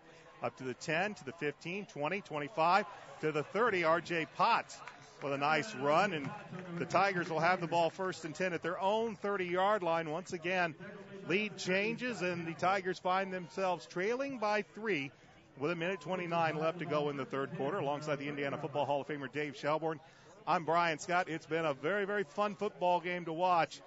And right now, the Orioles have the 3-point lead as Zach Eaton and the Tigers' offense return to the field. There was a little bit of wind when we began this game. Right now, flags totally still on a nice, beautiful night here in Fishers. Clouds have moved in, but a beautiful night for football. And the Tigers now will start this drive with 3 wides and Eaton working out of the gun. Eaton, play action. He'll keep it himself. As he fakes the handoff, he'll keep it himself. He'll be finally ridden down after a pickup of about 5 on the play. Coming in to make the tackle was Brody Good for the Orioles. Yeah, that's a zone read play. They're just reading that defensive end. A.J. came screaming down, tried to chase the running back down from behind. That's a pull read when you see that. Good read by the quarterback. They'll line Potts in the offensive set as a wide receiver to the far side, trips to the near side on 2nd down and 6. Under a minute left to go third quarter. Play action pass. They'll look for Potts, and that might have been tipped at the line of scrimmage. Yeah. As he was looking for Potts coming in on a little square end. Zach Batustak might have gotten a hand on that one and knocked it down. That'll bring up 3rd and long. Yeah, good play by Zach. Got his hands up when he saw a little play action. Tried to dump that over the linebackers, and Zach got into passing lane. So 3rd and 6 for the Tigers. 47.5 seconds remain in this third quarter. Tigers just watched the Orioles run down the field with Brian Fitzgerald finishing it off. And right now I'm sure Coach Rick Wimmer would not like a 3-and-out right here. 3rd and 6, 3 wide outs, 2 to the near side, Eaton out of the gun. Looks, flushes to the near side, pressure comes, and his pass is well short. He was looking to Devontae Adams to the near side. He had pressure from behind. The pass is incomplete, and that is the best thing that the Orioles could hope for. The Orioles defensive coaches, good defense and a 3-and-out after the score. Yeah, I'm a little bit surprised. I mean, they've been hanging their hat on a short pass to the left, and they've done it the entire game. And here they've got a big down where they have to pick up the 1st down, and they come out and run a pass pattern to the right where Avon has defended pretty well. Soper to kick. It's a low spinning kick. It's going to take a bounce, take a high bounce. And Brian Fitzgerald, wisely, he thought about running up and trying to take that football and do something with it. And discretion was the better part of valor. He let it go, and it'll be down at the Oriole 35-yard line with 31.9 seconds. Avon, after the score, they hold Tigers to a 3-and-out, and they now have the football back up by 3. Yeah, Coach Bless probably nearly had a heart attack over there on the sidelines watching that, and I'm sure he was screaming, get away, get away, get away, and wisely he did get away, and Avon will get to operate here from the 35-yard line. Well, we'll see if they dial up something big here, try to do a quick hitter after the 3-and-out. And Brandon's back to pass, play action. He is going deep. He has Andrew Griffin, and there's Griffin. First play after the 3-and-out. They get the punt, and they go deep to Griffin, and he takes it all the way down inside the Tiger 30-yard line. Well, you know, the difference here on the last two drives, and I've mentioned it all night long, is Fishers has prevented the big play. Fitzgerald came out on the last drive and just hit a little inside zone play for 40 yards, and you know, for the first time all night, Avon was able to run a deep route, and they set it up well, ran a little out and up. You know, the DB bet on it, which I'm a little bit surprised at, and now Avon's made the big play in the passing game, and the momentum, at least right now, has kind of turned their way. 3 wideouts to the far side. Matt Moore's a tight end left on this 1st and 10. The give, however, is to Corey DePriest, who is into the ball game. He makes a little room on that left side, and he'll gain about 3 yards down to the Tiger 22, and that will likely be the final play of the third quarter as the clock winds down. That will be as the Orioles are content to switch ends and head to the fourth quarter with a 3-point lead. Our score after 3 periods, the 6th-ranked Fishers Tigers 14, the 9th-ranked Avon Orioles 17. Back with the fourth quarter after this. This is Oriole football on Audio Sports Online. Avon Dental Center is a proud sponsor of Avon High School sports broadcast. Dr. Timothy Greer and Dr. Christopher LaFave have served Hendricks County families for over 20 years. Located in Avon's Beechwood Center area just east of Ivy Tech, they're open Monday through Friday, although early morning hours are available. Avon Dental Center offers high-tech dentistry that includes dental implants, orthodontics, and one-appointment crowns. At Avon Dental Center, their priority is to deliver quality care to informed patients in a comfortable and convenient setting.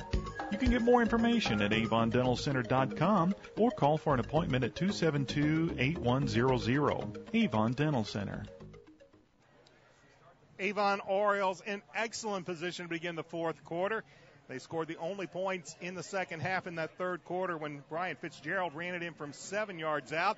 They hold the Tigers to a 3-and-out, and then on the ensuing play after the punt, they hit a big one to Andrew Griffin, and now the Orioles are in business with 2nd down and 7 at the Tiger 22-yard line. Well, a touchdown on this drive would certainly change the tone of the game. It's very important here for Avon to see if there's... It's that little shovel pass. That doesn't really go well, anywhere. He didn't make me look very smart since I've been calling for that play over here the entire night. But Fishers played it well, and again, it's a play. Even though it was unsuccessful, hopefully it will slow down the rush and make them think twice about running those defensive ends upfield as hard as they have. The loss will drop the Orioles back to the Tiger 21-yard line to set up 3rd down and 11. Andrew Griffin is going to the far side of the field. To the near side, Drew Pankey-Wallace. We haven't seen Jordan Peterson, but a couple of plays in the second half. Pankey-Wallace in here right now. And Fitzgerald in at, We'll see. No flags on the play. They'll throw to the far side. Pass intended. There's got to be a flag on that play. Harrison Weber was moving forward. He never really got set. Absolutely has to be a flag on that play. Even though I'm cheering for Avon, how they got away with that one is beyond me. In the end, the pass is incomplete, and decision time for Coach Mark Bless. Field goal here only makes it still gives the Tigers a touchdown, could put them in the lead, so they'll go for it on 4th and 11 from the 27-yard line. Brandon back to pass. Looks, fires. Man wide open left side. Matt Moore. Enough for the first down is Matt Moore. They lined him up on the left side against Jalen Moss. Moss really had nothing he could do Moore got behind him, a beautiful pass on a line, and the Orioles convert on 4th down and 11. He's just too big. I mean, it was just a little hook route. He ran down. He knew the yardage he needed. The DB, I mean, it's got to be at least a 6-inch, height-wise, and I don't know how many pounds. It was just a great matchup for Avon and a bad matchup for Fishers. So the Orioles 1st and 10 from the Tiger 12. As we are just into the 4th quarter, the give is the handoff. Here is the tailback. That's Brian Fitzgerald. He won't find too much room as the Tigers will string it out to the near side. Matter of fact, Bryant's going to lose a couple of yards on the play as they're going to spot the ball back, inside the 14. So it's going to be a loss of about a yard on the play. They blitzed. They brought the house. I'm not sure, what the flexibility is for Brandon Audible there, but, that play was doomed from the snap. They had it well defended. They stunted right into the play. This time the Orioles will put 2 receivers to man the far coverage side. On the outside. Man coverage here. Andrew Griffin is to the near side. That's where they'll look. They'll fire inside shoulder, and it's going to be marked out at just inside the 1-yard line. You can't do that. You just can't do that. And it's just an automatic check. As soon as Brandon sees Andrew with single coverage, it's just almost automatic. And this time, they don't get the touchdown, but the Orioles will have it 1st and goal just inside the 1. I mean, that's just stealing. They will line up with Brandon Peters under center. He's going to go right over Ryan Dickinson. And he's got to be in. He's got to be a yard in. And they do score the touchdown as Dickinson leads the way. Peters piles in from a yard out. And it's a huge 4th down conversion that extends the drive. And now the Orioles are a point away from having a 10-point lead on the Tigers. Yeah, a lot more breathing room for Avon right now. I mean, there's 10 minutes left, but Fishers has to get 2 scores, which means, they'll be lucky to get 3 possessions this quarter, and they're going to have to score on at least 2 of them. Well, now it's going to be a whole lot different now because that extra point is blocked. So they still need 2 scores, and again, they're still going to have to score on 2 of their 3 possessions if they get 3, and they're also going to have to prevent Avon from getting on the board, either with a touchdown or field goal. So momentum is certainly Avon's way here right now, even though they got the extra point blocked. 10:02 remains in this 4th quarter. The Orioles out in front of the Tigers, 23-14. Back with a kickoff in a moment. This is Oriole Football on Audio Sports Online. Changes Home Care is a proud sponsor of Avon High School football broadcast. Changes Home Care assists the elderly in staying independent in the comfort of their own home as long as possible. They assist individuals with bathing, dressing, transportation, medication reminders, light housekeeping, companionship, and much more. Their office is on Shiloh Professional Drive in Avon. Changes Home Care serves Hendricks and Marion County as well as all of the surrounding counties. Their services are available 24/7, 365 days a year.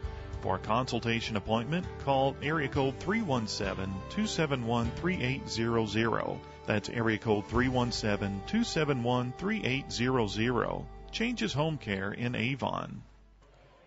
Last 5 minutes have been all Avon as far as momentum. They get a touchdown. Defensive force is a 3-and-out. And they convert a big 4th down that leads to another touchdown. The point after was blocked. The Orioles lead by 9. Now the kickoff is muffed, and R.J. Potts is going to be able to still get a nice run out past the 20 to about the 24-yard line. But with 9:55 left to go in the football game, Avon now leads Fishers 23-14. They forced the Tigers on a 3-and-out their last possession, which it seemed a little odd. The possession before that, the Tigers went to that 2 tight end I-back look. Were running the ball at the time effectively. Well, they had a 1st down. I mean, their fullback had a 1st down and fell down. So nothing to do with the play call. It was just one of those, freak plays. Avon here, I'm sure they won't be in a prevent defense, but the last thing in the world they want to do now is give up a cheap touchdown. So they'll probably be sitting back here a little bit better and try to keep everything in front of them. Good play there on first down with the knockdown. That's A.J. Elcock getting a hand up as they were trying to hit Devontae Adams down the seam. It goes incomplete. It'll be 2nd and 10.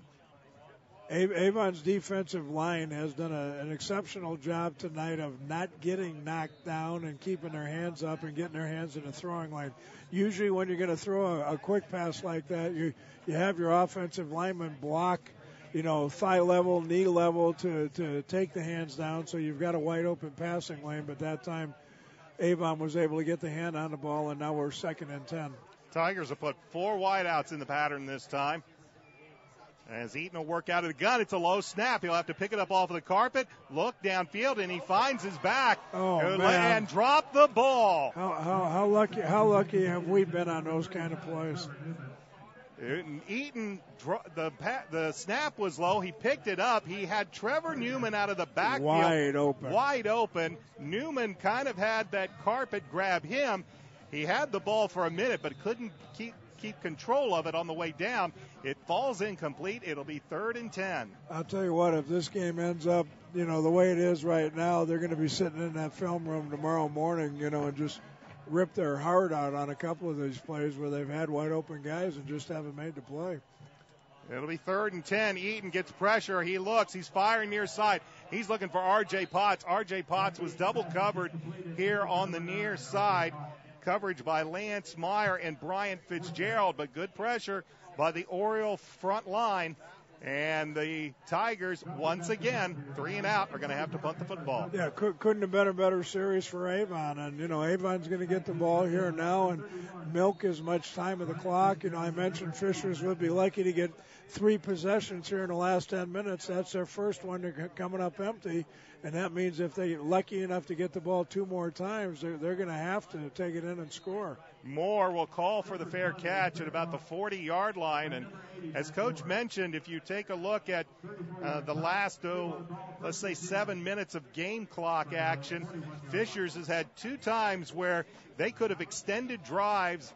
Earlier in the 3rd quarter, they have a wide open man that could have extended for a possible score. He falls down on a 4th down short of the yard to gain marker, and there on a big 3rd down, the player drops the football, and now the Orioles have it 1st and 10 at their own 41-yard line, up by 9. Peters, they'll bring a blitz from the outside. They give us to Darian Love. He'll find some room around the left side for a pickup of a couple. Yeah, I don't know that Avon will get totally conservative here, but they're going to be smart with the football. What they can't afford to do here is turn the football over. Either with a fumble or an interception. Even 3 and out is not going to kill them because they're going to probably run, at least 3 minutes off the clock. They're going to punt the ball down where Fisher's going to have to go 80 yards. So, field position and the clock are definitely on their side now. Here's another little drag over. That's Matt Moore. Misses it. Makes one man miss. He's inside the 40, inside the 35. There was a little confusion in the Fishers defense. They had Andrew Griffin lined up on the far side, and Jalen Moss had to run over there quickly, but they find Matt Moore just kind of dragging across. Moore gets it, and he rumbles all the way down to the 34. Well, I like that call for a lot of reasons. Screen against the defensive front and the way they've been coming is always a good call. Matt Moore is 6'3", so he's easy to find. Middle screen for me as a head coach was one of those, scary kind of calls because you didn't want to throw it into the mess and make a hero out of a defensive lineman. But, Matt Moore is easy to find at 6'3". Here's the handoff as Darian Love will pick up a couple of yards as he'll take it right up the middle down to about the 32-yard line. It'll be 2nd and 8. And we have an official's timeout on the floor as there is an Oriole down.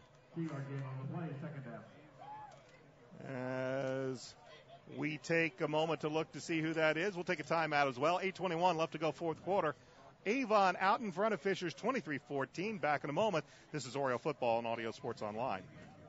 Avon Dental Center is a proud sponsor of Avon High School sports broadcast. Dr. Timothy Greer and Dr. Christopher Lefebvre have served Hendricks County families for over 20 years.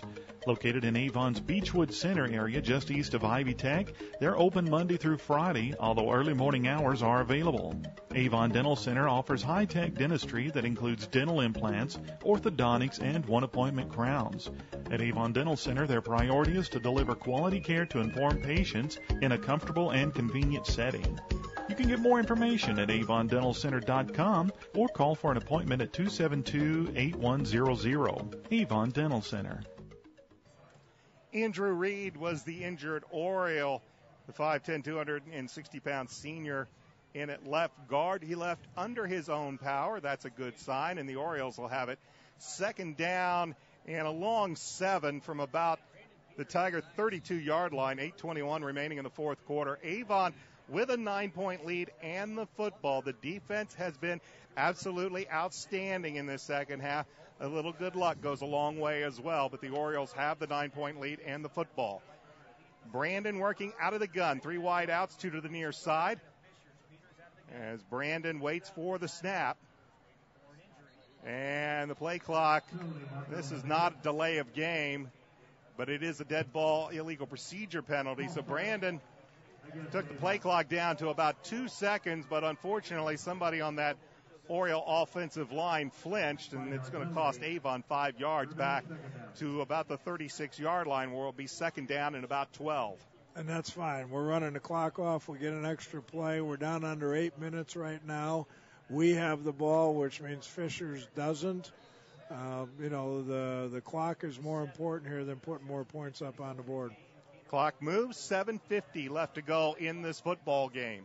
Peters will hand the ball off. This is Brian Fitzgerald, breaks through 30, 25, 20, and he is going to have the first down. And Coach did, at some point, you almost wonder, you love to have Brian on the defensive side of the football, but right now he's just making plays and eating up yards and scoring points. Well, as we get a little further along in the season and you start looking down the line at the tournament, he's just one of those players that are going to have to figure out how to get him, 8, 10, 15 plays a game on offense. I mean, he's a home run hitter. They've got him back on the kickoff return somehow or another. They're trying to get him to football, and when a game's on the line, you've got to get it to your big play players. So 1st and 10. Play. They go into the corner, and the pass incomplete. Here comes the penalty flag. They were looking down that corner. He had Andrew Griffin, and the pass interference penalty coming on the way for Fishers as they just saw the mismatch over on that side. I believe it was Jalen Moss in coverage of Andrew Griffin, and this one is going to be, it looks like, pass interference called against Fishers, as the officials will talk it over.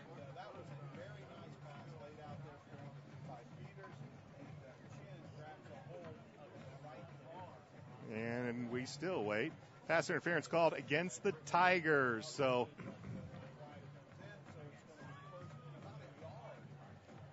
it'll be half the distance to the goal. Again, that is not an automatic first down. It is still going to be first down, however, but it'll be first and about a yard to go. Yeah, take your time here. Score would be nice, but take your time. 3 wides to the near side, but the handoff is to, I believe, Darian Love, who spun and got inside the 10.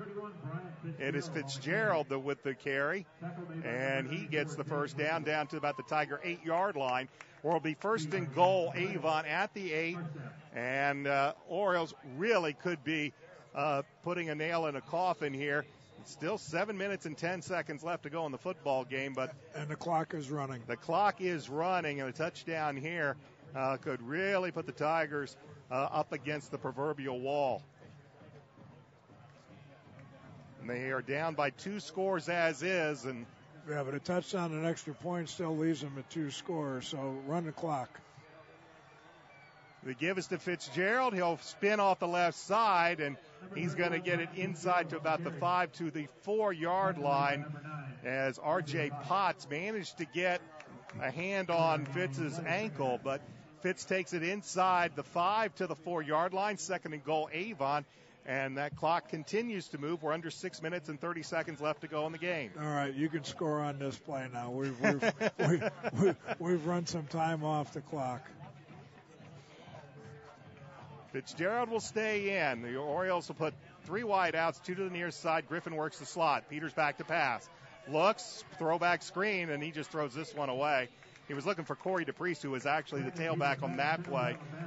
Corey, again, run kind of out of that sideline, and here's a late flag that comes out well after the play. Unsportsmanlike conduct called against Avon. Somebody must have sent something. And this was well after the play, well in the backfield. And the referee, as players are actually trying to make their way back through this flag, an unsportsmanlike conduct penalty. That's a big penalty against Avon. They'll march the ball all the way back to the 20-yard line. So it's a dead ball foul. The down counts, and it'll be 3rd and goal from the 20. Yeah, one of the players must have said something after the play, should have been a penalty or something like that, used inappropriate language, because the flag came out in a hurry. Moore and Griffin will stack to the near side on 3rd and goal from the 20. Peters steps up, fires to the right side, wide open, Andrew Griffin from 20 yards out.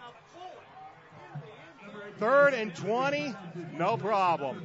Brandon Peters to Andrew Griffin. They stack up Moore and Griffin on the near side. Just a matter of time, I guess. I mean, usually we see it in the first quarter. Tonight we had to wait until the second half, but they've hooked up a couple of times here. You think by now people would figure it out, but evidently that's a combination that over the course of 4 quarters they're going to click on at least 2. And it's just a nightmare of a matchup. You got the big Matt Moore there as well. You're going to have to, unless you're bringing help over the top, you can't go one-on-one to both of them. Perino's point after, that's sloppy, and it's missed. That might have gotten a hand on it at the line of scrimmage. Now it's been 2 extra points missed. But for the Orioles, there is 6:01 left, and they lead 29-14. Back with a kickoff in a moment. This is Oriole football on ISO. Avon has a rich wrestling tradition, and now Red Cobra Wrestling is proud to be a part of it. Opening last November, Red Cobra Wrestling offers training sessions run by nationally known coach Chad Redd. Red Cobra Wrestling is located at 9233 East Highway 36 in Avon, across the street from Walmart and behind sidelines in the Red Brick Building. Red Cobra Wrestling offers sessions for all ages, including 3rd grade and under and 4th grade and up. Learn more about prices, class schedules, and information at RedCobraWrestlingAcademy.com. 6:01 remains in this football game. Avon now out in front, 29-14. 3rd and goal from the 20. Brandon Peters finds Andrew Griffin wide open, all alone in the corner. Hits him with a perfect pass. The point after, well, that's something that Coach Bless, they're probably going to work on this week. That's the second time that the extra point, it's been blocked once. I believe somebody got a hand on that one as well to make that one no good. But Avon now comfortably out in front, and they'll kick this one off. And Perino, whose leg might be getting a little tired right now, kicks it out of bounds. And that's not what Coach Bless would like to see, is good field position for the Tigers, but it's been this Oriole defense all second half, and really throw out one touchdown by the Tigers on offense. The Oriole defense has played well all game long. The other touchdown by the Tigers, of course, came on that special teams blunder where R.J. Potts ran it back 24 yards for a touchdown. Yeah, and I'm not too sure here on the kickoff. He kicked from the hash. Kicking it out of bounds does get the ball on the 35-yard line, but it also prevents a kickoff return. So they changed the spot where they kicked, whether they told them intentionally to kick it out of bounds or whether they told them to kick it into the hash or inside the numbers so they could change their coverage. But they certainly didn't want to give them a long kickoff return to turn this game around. So the Tigers now trail 29-14 Eaton. 1st and 10, here comes the pressure. They set up the screen, and a beautiful play. That's Brody Good, who blew up a screen all by himself, and it's going to be a loss of 2. Yeah, I think that was Levi Hawk. It was Levi Hawk, not Brody Good, that made the tackle, and a great play by Levi. Very, very nice play. So 2nd and 12, Eaton, he'll fire it out near side. Has a man open, makes a man miss as Cade Orris had the football. He manages to get around Lance Meyer and pick up about 8 yards on 9 yards. It'd be really close to the first down marker, so actually it's be a close gain of 12, and they'll give him the first down. And again, I mean, Avon will be very content. If they want to throw 10 of those, Avon will be happy, get on the bus, and go home with a win. I mean, you can't keep doing that. You can't go deep on every play, but, a little 5-yard out route isn't going to beat them at this point in the game. 1st and 10 from the Tiger 45. They send it to the far side and getting leveled, but making the catch over on that far side is Will Cyrus, but coming over to make the play that time once again might have been Levi Hawk. But whoever came over, he laid Cyrus out. Cyrus with a good job to hold on to that football, but it'll be 2nd and 1. Clock will continue to move as we approach 5 minutes left to go in the football game. Eaton, quick pass, fires over the middle, intercepted. In and out of the hands of the intended receiver, Devontae Adams, into Andrew Griffin.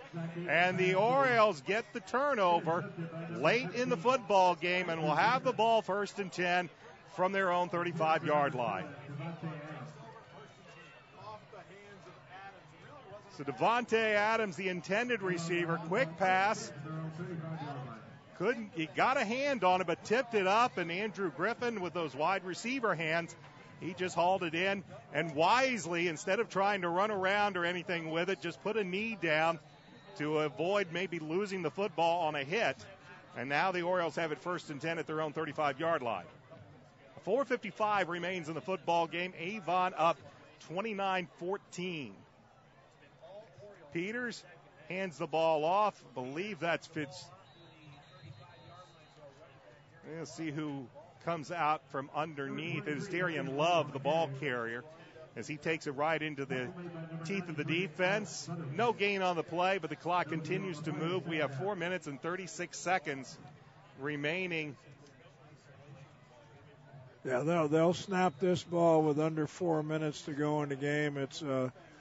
It's looking a little bit bleak for Fishers right now. They need quick scores. They haven't been able to come up with them. I mean, their best hope is for Avon to punt. Weber and Panky Wallace to the far side. Panky Wallace works the slot. Griffin near side. Corey DePriest, the tailback. Peters with 4, 3, snaps it with 2, gives it to Darian Love. Darian Love to the 40, 45, 50, inside the 40. He's going to be inside the 35 and finally drugged down at about the 30-yard line as Darian Love, with a strong run over the left side, has it deep in Tiger territory with under 4 minutes left to go. Yeah, well blocked up front, and this is the thing that Fishers did not do in the first half. They didn't give up any big plays, and not that they've given up a whole bunch this half, but they've given up 4 or 5, and that's been the big break in the game for Avon. Avon hasn't really done anything differently in the second half, except they've had the ability to make some big plays. It's 1st and 10, Orioles at the Tiger 30-yard line. Clock moves, 3:43 left to go.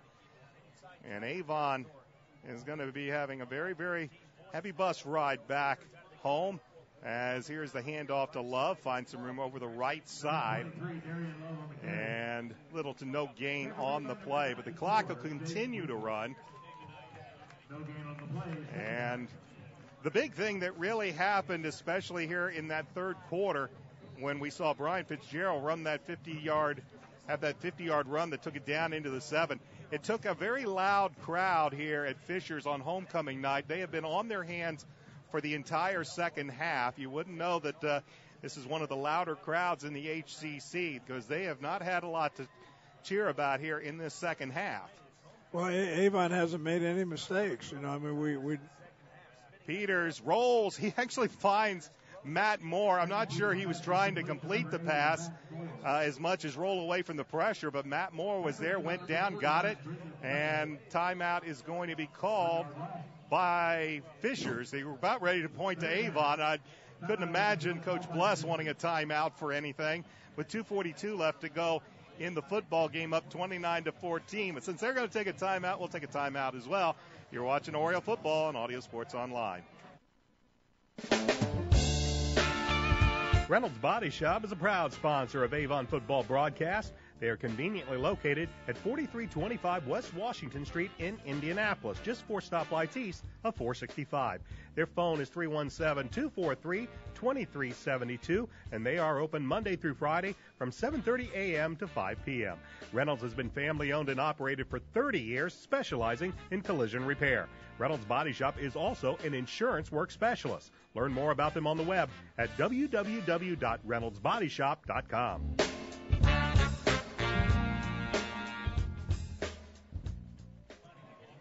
.242 remain in this football game. The Orioles are up by 15 over the home standing Fishers Tigers alongside the Indiana Football Hall of Famer Dave Shelburne. I'm Brian Scott.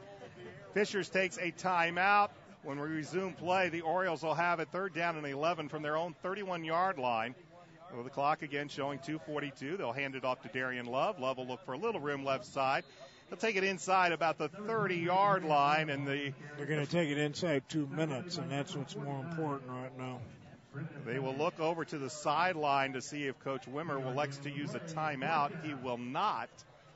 And now they will start the play clock. So they're going to take this well under 2 minutes. And the Orioles will go for it on 4th and 9. Brandon will let this one take the play clock all the way down. And as Coach said, they will be well under 2 minutes. But he'll snap it with 10 seconds, and he'll look right side. He'll have Andrew Griffin inside the 20. Very close. Nope, he made the first down. So the Orioles might have catched the Tigers a little bit sleeping there. And they got Andrew just beyond the sticks. Brandon put it on a dime, and that's a first down. And that pretty much, unless Fishers wants to use a timeout or two, that's going to be it, because clock now is stopped, as they'll say Andrew went out of bounds, but it's 1:58 remaining, and 1st and 10 for Avon at the Tiger 19-yard line. So this is a big, big win for Avon, whose only loss currently in the HCC is against Hamilton Southeastern. There's the give, Darian Love straight up the middle. He'll pick up a couple of yards up to about down to about the 18-yard line. Clock moves 1:50. The Royals currently at the top of the HCC standings, and there might be some talk here at the end of the game or at the end of the season if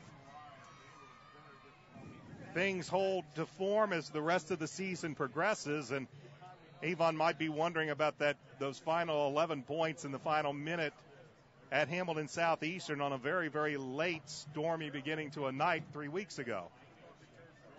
Weber and Panky Wallace to the far side, Griffin near side, Love the back. 1:15 and counting as the clock winds down, 2nd and 8. And Brandon will snap it with 3 seconds on the play clock. Give it to Darian. Darian breaks through a hole and breaks to the end zone. 18-yard touchdown run from Darian Love puts an exclamation mark on this one as the Orioles now lead 35-14. Well, you know, when Avon's hitting on all gears, they're tough to stop. The second half, they played a great second half, both offensively and defensively. They played with a little confidence. They got that strut back in the walk. They balanced up the offense and defense. I think putting Fitz in at running back at the start of the half was a great move. And you know, the combinations that we've seen here the last few years with Brandon Peters and Andrew Griffin and Brandon Peters and Matt Moore just continues to shine. I mean, people know that's the combination, but boy, they sure have had a tough time stopping it. 36-14 as this time Sam Perino gets an extra point. We're going to leave it right here as this crowd's starting to thin out a bit, and this was a pretty exciting football game, especially for the first half and in toward the second half. But it all kind of came unraveled for Fishers on that 53-yard Brian Fitzgerald run, and then the next play, 7 yards later, Fitz is in the end zone. Well, you know, without just keep beating on it. I mean, the first half they prevented all the big plays, and the second half they allowed Avon, you know, just created them, but Avon made some big plays, and the momentum switched, and Avon started to click, and the defense continued to play well. Other than the one drive, Avon's defense has been outstanding the whole night, and everything just fell into place for Avon here in the second half. Everything they did seemed to work well, and Fisher's lost their momentum, and Avon's big play players, and they have them. They shine tonight, and in the end, Avon just had more big-time players than Fisher's. Low line drive that Potts is going to take at the 5. He'll make a move, and he'll be knocked down at about the 23-yard line. And the Tigers have exactly 1 minute left on the scoreboard clock here at Fishers High School, but they trail by 22. And this is going to be one of the more impressive wins. Of course, Avon is going to walk away from Fishers. So they came into this series with Fishers actually holding a series lead, 5-4. Fishers under Coach Rick Wimmer, of course, go back to that 2010 where they were the Class 5A champions. He has had a lot of success. As a matter of fact, I think Coach Wimmer, his only losing season was his first one.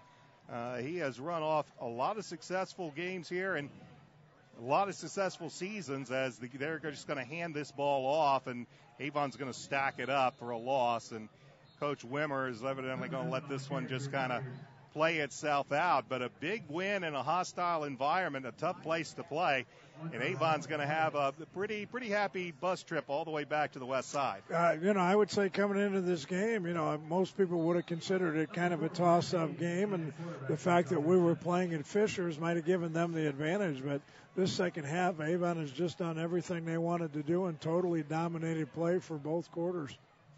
Play action pass as Eaton will fire to the near side, and he will not hook up on the near side with his intended receiver, his tight end Angelo House, and it will bring up 3rd and 11. And the running game just really wasn't there for Fishers tonight. Avon did a pretty good job against that, and they also did a really good job. Zach Eaton, he had his moments, but it was really a dominating game by the defense. Well, Avon didn't give up the big plays either.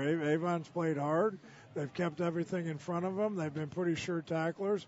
We talked about all the completions they made out here on the left side, and it might have been 10, but none of them killed us. Rick Wimmer is just going to run this one out as it'll bring up 4th down, but that's going to be the final play of this football game. And the Avon Orioles are going to walk out of Fishers on homecoming night against a very, very good Fishers team, ranked 6th in Class 6A. And the 9th-ranked Avon Orioles are going to come away with a 36-14 victory. When we come back, Coach and I will have some final thoughts about this game and look ahead toward next week when the Orioles host Westfield. This is Avon Oriole Football and Audio Sports Online. Changes Home Care is a proud sponsor of Avon High School football broadcast. Changes Home Care assists the elderly in staying independent in the comfort of their own home as long as possible. They assist individuals with bathing, dressing, transportation, medication reminders, light housekeeping, companionship, and much more. Their office is on Shiloh Professional Drive in Avon. Changes Home Care serves Hendricks and Marion County as well as all of the surrounding counties. Their services are available 24/7, 365 days a year. For a consultation appointment, call area code 317-271-3800. That's area code 317-271-3800. Changes Home Care in Avon. Reynolds Body Shop is a proud sponsor of Avon Football Broadcast. They are conveniently located at 4325 West Washington Street in Indianapolis, just 4 stoplights east of 465.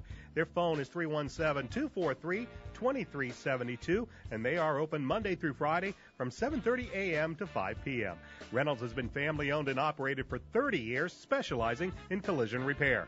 Reynolds Body Shop is also an insurance work specialist. Learn more about them on the web at www.reynoldsbodyshop.com.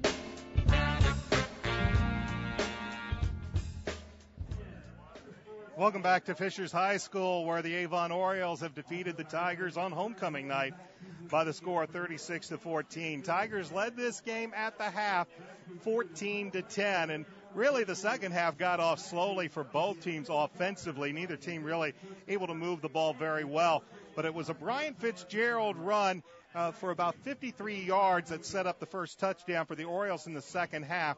That led to a 7-yard Fitzgerald scamper for the first score, and then the floodgates really opened for Avon. They led 17-14 at that point, and when all was said and done, Avon shuts out the Tigers in the second half, 36-14.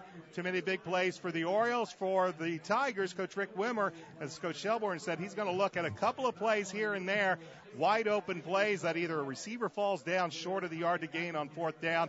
They have a wide open play that they might have been able to keep a drive alive on a third down conversion that falls incomplete. But in the end, the Oriole defense and making the plays in the second half was the difference in this game, Coach, and the Orioles are going to come away with a very impressive win. Well, yeah, Avon has those big play players, and they certainly stepped up and showed up tonight. Fitz had a great game. You know, Brandon Peters is Brandon Peters. Andrew and Matt as receivers. I'm not sure there's an equal in the state of Indiana. And this defense, again, the defensive front did a great job. The linebacking core, I still think, is one of the best you're going to find anywhere in the state with Matt Thompson and, Levi Hawk or Zach Patustak, whoever's in the middle, and Brody Good. I mean, they're tough kids, and they can run, and they make things happen when they get there. And their secondary has been as good as they need to be. They didn't give up any big plays tonight. They kept it in front of them. They tackled in the open field, and defensively they did what they had to do. They slow played Fisher's offense, and other than the one drive when they put together a really, really nice drive, Avon's defense dominated. So overall, they'll find a couple things. We had two extra points blocked, and other than that, I think they're going to feel pretty good about this game and their prospects for the rest of the season. There'll still be a few things to talk about special teams, the 2 extra points block, and, of course, the high snap on the punt that led to the touchdown, the first Fisher's touchdown to begin the game is something Coach Mark Bluss is going to want to talk about. But overall, an excellent performance by the Orioles. The win improves Avon's record to 4-2 on the year. That is their third consecutive win. They are now 2-1 in the HCC. For Fishers, that loss will drop them to 4-2 on the year, and they'll drop to 500 in the conference play at 2-2. Avon now will come back home next week, and they'll welcome the Westfield Shamrocks. Westfield tonight was hosting Brownsburg, while Fishers doesn't really get any easier for Coach Rick Wimmer. They're going to play at Victory Field. That's going to be a very special event, but they're going to play against Cathedral. That takes place next week. So, again, your final score here at Fishers, Avon defeats the Fishers Tigers by the score of 36-14. Alongside my broadcast partner, Dave Shelbourne, I'm Brian Scott saying thanks for tuning in tonight. Look to see you next week back at Avon as the Orioles host the Shamrocks. Until then, so long, everybody.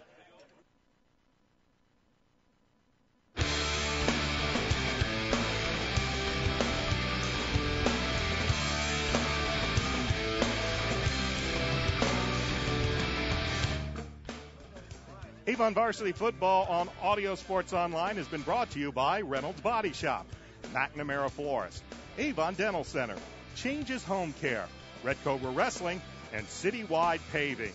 Oriole Football on ASO is brought to you each and every week, and you can get a free on-demand podcast by visiting our website at Audio Sports Online.